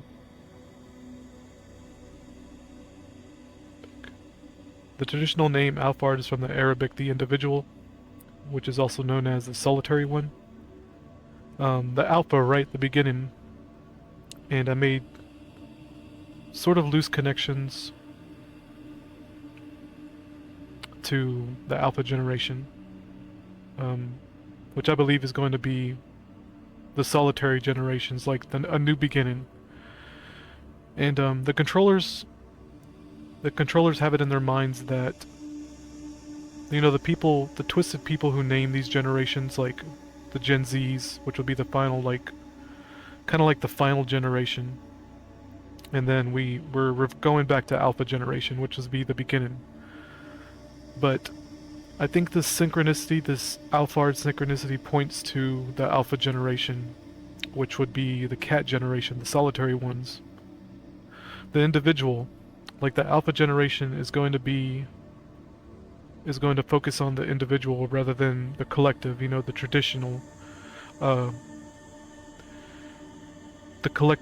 than the collective unit or operating through tribalism. It's going to be a new beginning, a beginning for individuals rather than tribes, a break away from the tribes. And here's a picture of the Hydra constellation. I believe this is the Alphard star right here. Right here where my cursor is.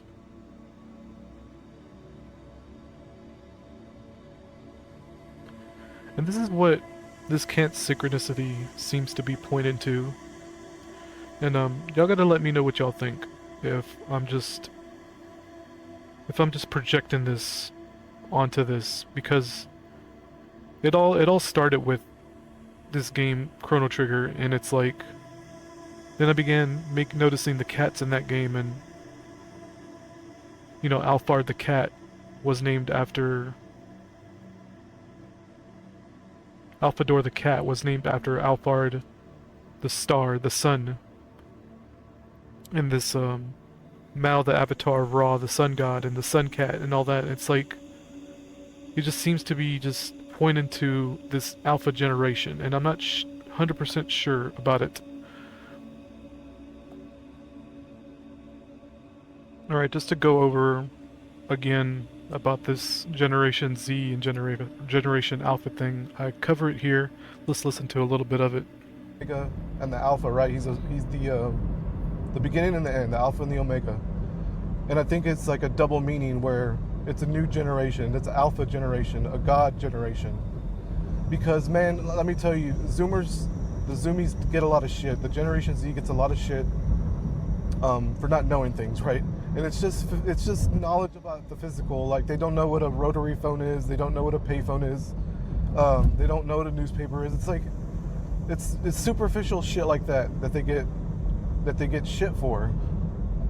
And it's like, that shit don't matter. It's all spiritual. That's just material. Like, it's useless knowledge. Like, who cares what a rotary phone is? Like, so they have their eyes on their phone all the time, but who isn't? Everybody's doing that. Every time I go to the doctor, I just got over a sickness, by the way. I'm fine, don't worry.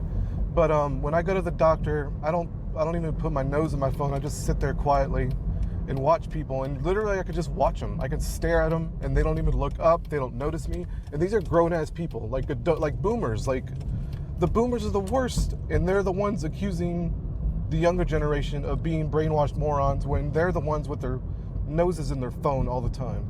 That's pathetic to me.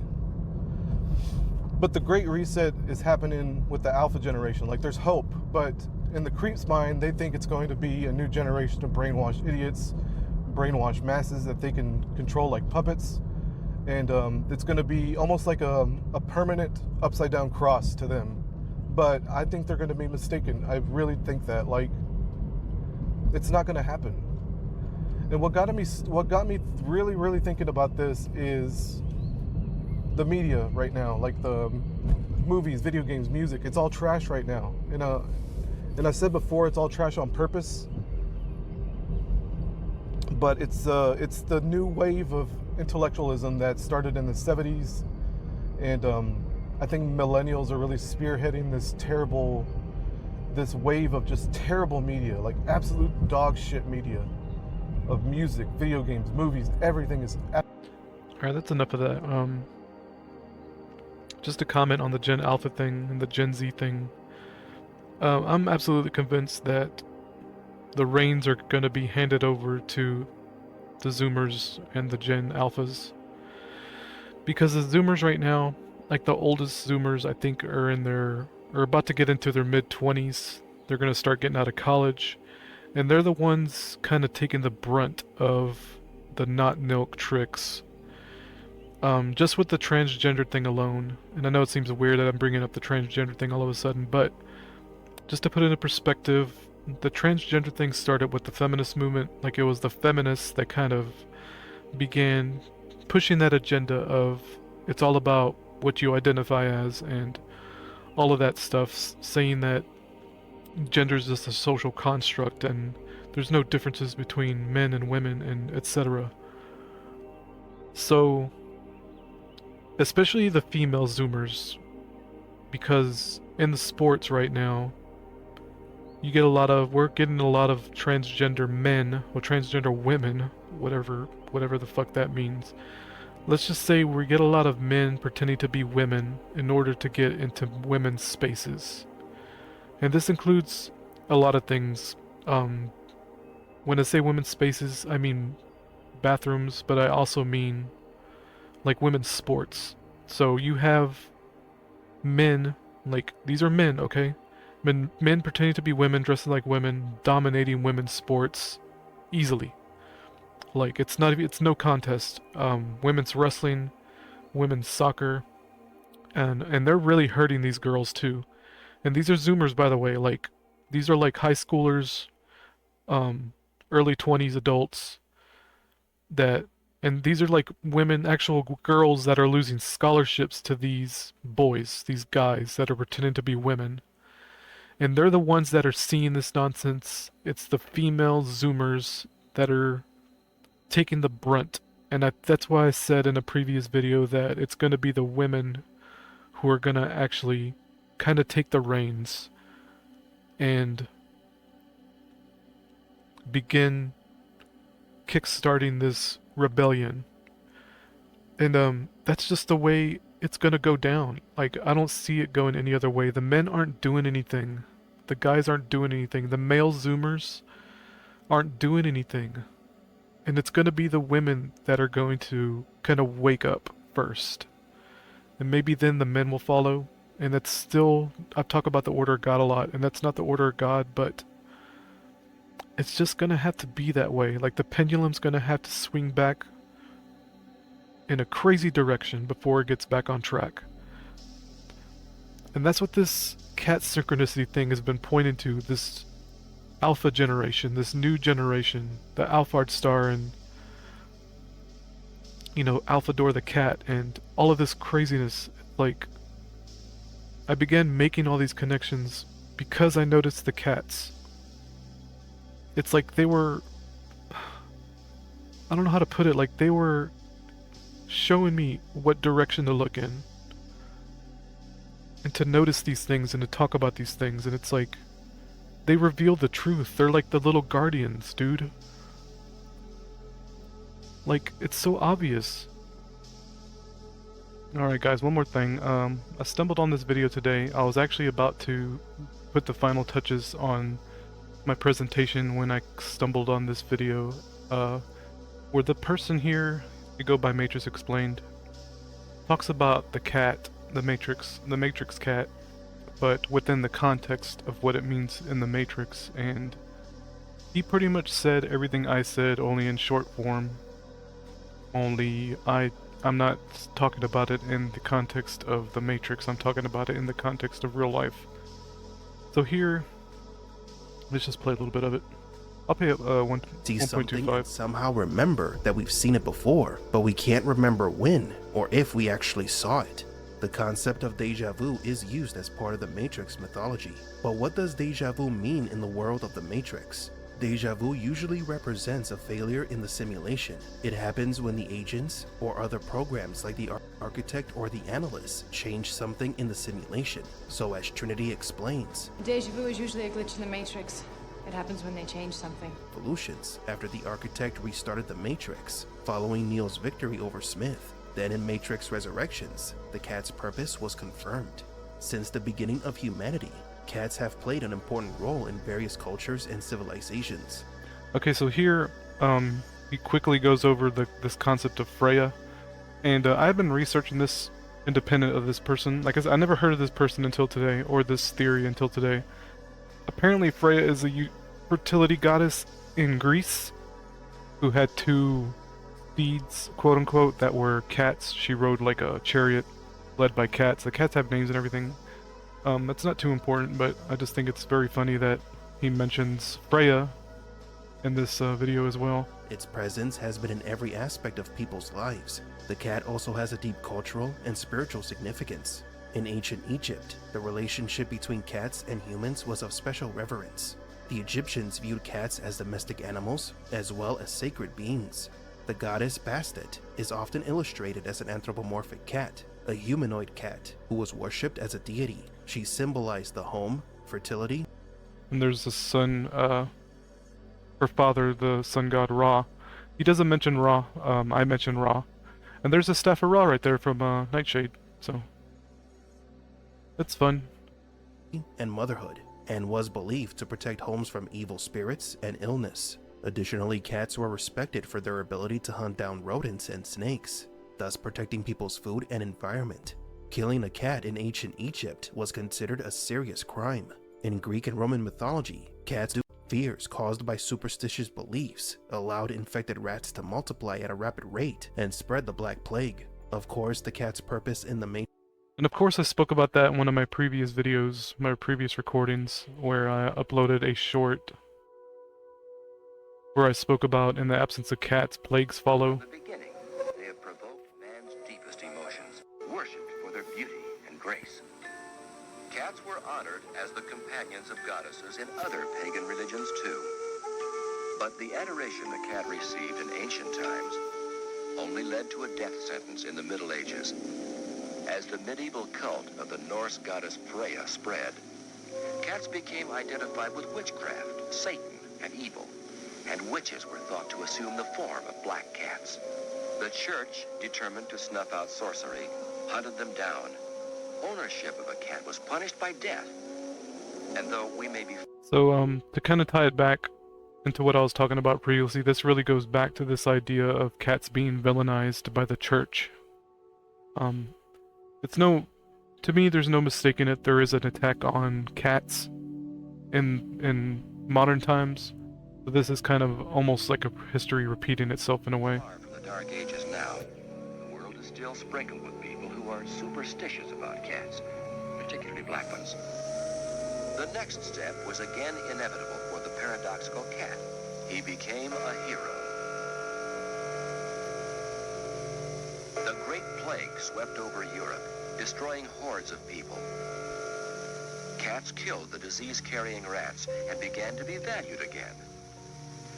And this is gonna happen again as well. The pendulum is gonna swing back once again. And there's no mass killing of cats like there was back in the Dark Ages, but there is an attack on cats at the moment. Of course, the cat's purpose in the Matrix is more philosophical than historical. He makes the claim that it's philosophical, but I think it's literal. This is literal, verbatim explanation of what the cat represents in our reality. Like, this isn't fiction at all to me.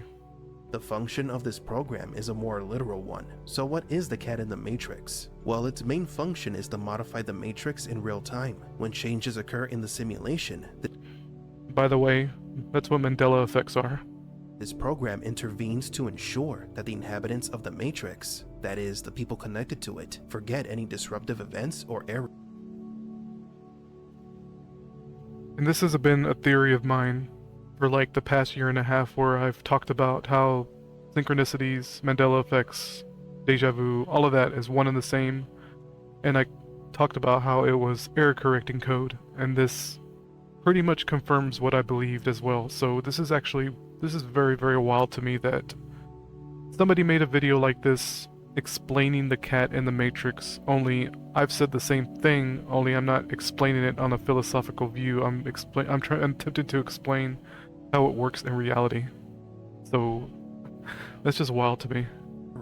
This continues the continuity and stability of the simulation, preventing users from detecting irregularities or abrupt changes. It was thanks to this program that no one remembers the invasion of the Smiths or the battle between Neo and Smith that destroyed much of Mega City. So let's say, for instance, this was that event, the Battle of the Ancient Smiths. If we can call that, like, to me, for all we know, that could have been the big thing, right? The WTC 9/11 moment. I mean, it's like, what if there was a memory wipe at that point where the Black Mirror overwrote people's memories to believe that two PPs hit two towers that day. This is just wild, guys. Like, the implications are insane right now. Like, I'm so glad I stumbled on this video. Feline's ability to alter the perception of reality makes it a key tool for maintaining order and control within the simulation. This is why the cat was used by the architect, and why now it has a new master who is much crueler than the father, and has no reservations about using the cat's abilities to cause harm to humanity. In Matrix Resurrections, it appears that the cat is being forced to work for the analyst. Why do we believe this? Because it runs away after Smith goes after the analyst. Then the cat makes one last appearance, being carried and petted by Neo. Tiffany? Yeah. It's me, by the way. I'm Neo. This cat is possibly one of the most powerful programs within the simulation. We believe that the cat's purpose is to be the administrator key. It is a tool that allows access to change reality. The architect used the cat to start, end, and restart the Matrix. Then it was taken by the analyst and used against Neo.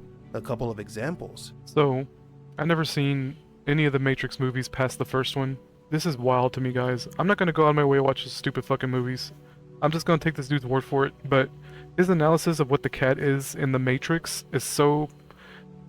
like, this is crazy. My mind is blown right now. Y'all have no idea. Like, I don't know what else to say. Like, the cat is everything in this reality, and y'all don't even realize it. All the signs are pointing towards this truth. I didn't go out of my way to search for this, guys. It's just... it's so crazy. It's just so crazy. Like, it was the cat. It was the cat that revealed the trick in the Matrix. Look, there's your checkerboard. You know, like, the creeps love their little symbolism with the checkerboard, the black and white checkerboard. It was the black cat that revealed synchronicity. The black cat revealed truth. The little guardian, he was there to show the way.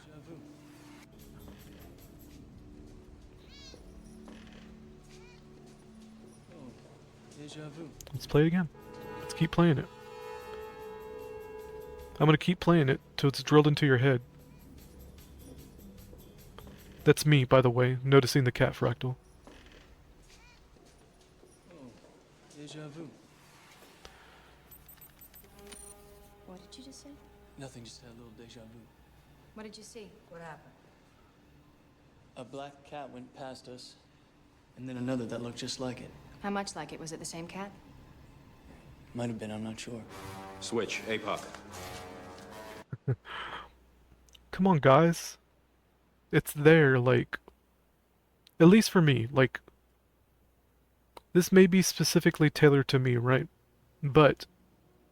I'm bringing it to you as a gift. This is my gift to my audience. And this is gonna seem weird that I'm wording it this way, but... The cat fractal is a gift to everybody. Like... Just notice the cats. Notice the cats. I know this... God, I'm so aware of this, how schizo and retarded this sounds. Like, I understand how dumb this sounds, guys, but it's like... What is there? What else is there? Like... Does anybody see this but me? Am I, like, truly alone? Am I just crazy? Like... Is this just the case of solipsism, where I'm the only person that exists in the world? It's very humbling, I don't know, to see it that way.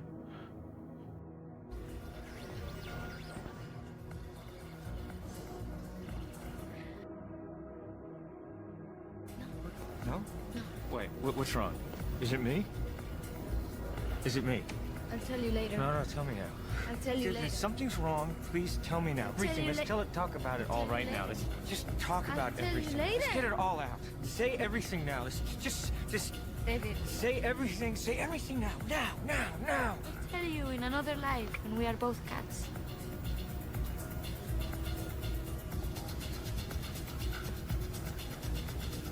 I can't believe you just said that. That is the greatest thing that I've ever heard. That's hilarious. That you said that. See, you said that. You said that. See, that is what I love about you. It's me, by the way. Kind of like... Just like borderline schizo, crazy man talking about cats. And be like, hey, did you just say the C word? And I think we'll end on that, guys. It's a long presentation, but hopefully you stuck with it. Just let me know what y'all think. As I said, the cat fractal is a gift to you, because I think the cats reveal truth. They're the eyes of God, okay? And it's, to me, the evidence for that is overwhelming.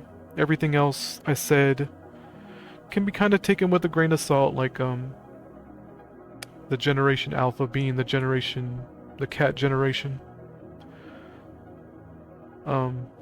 Take that with a grain of salt. Just consider it. Don't take it too seriously. You know, just relax in it. Y'all have a good day.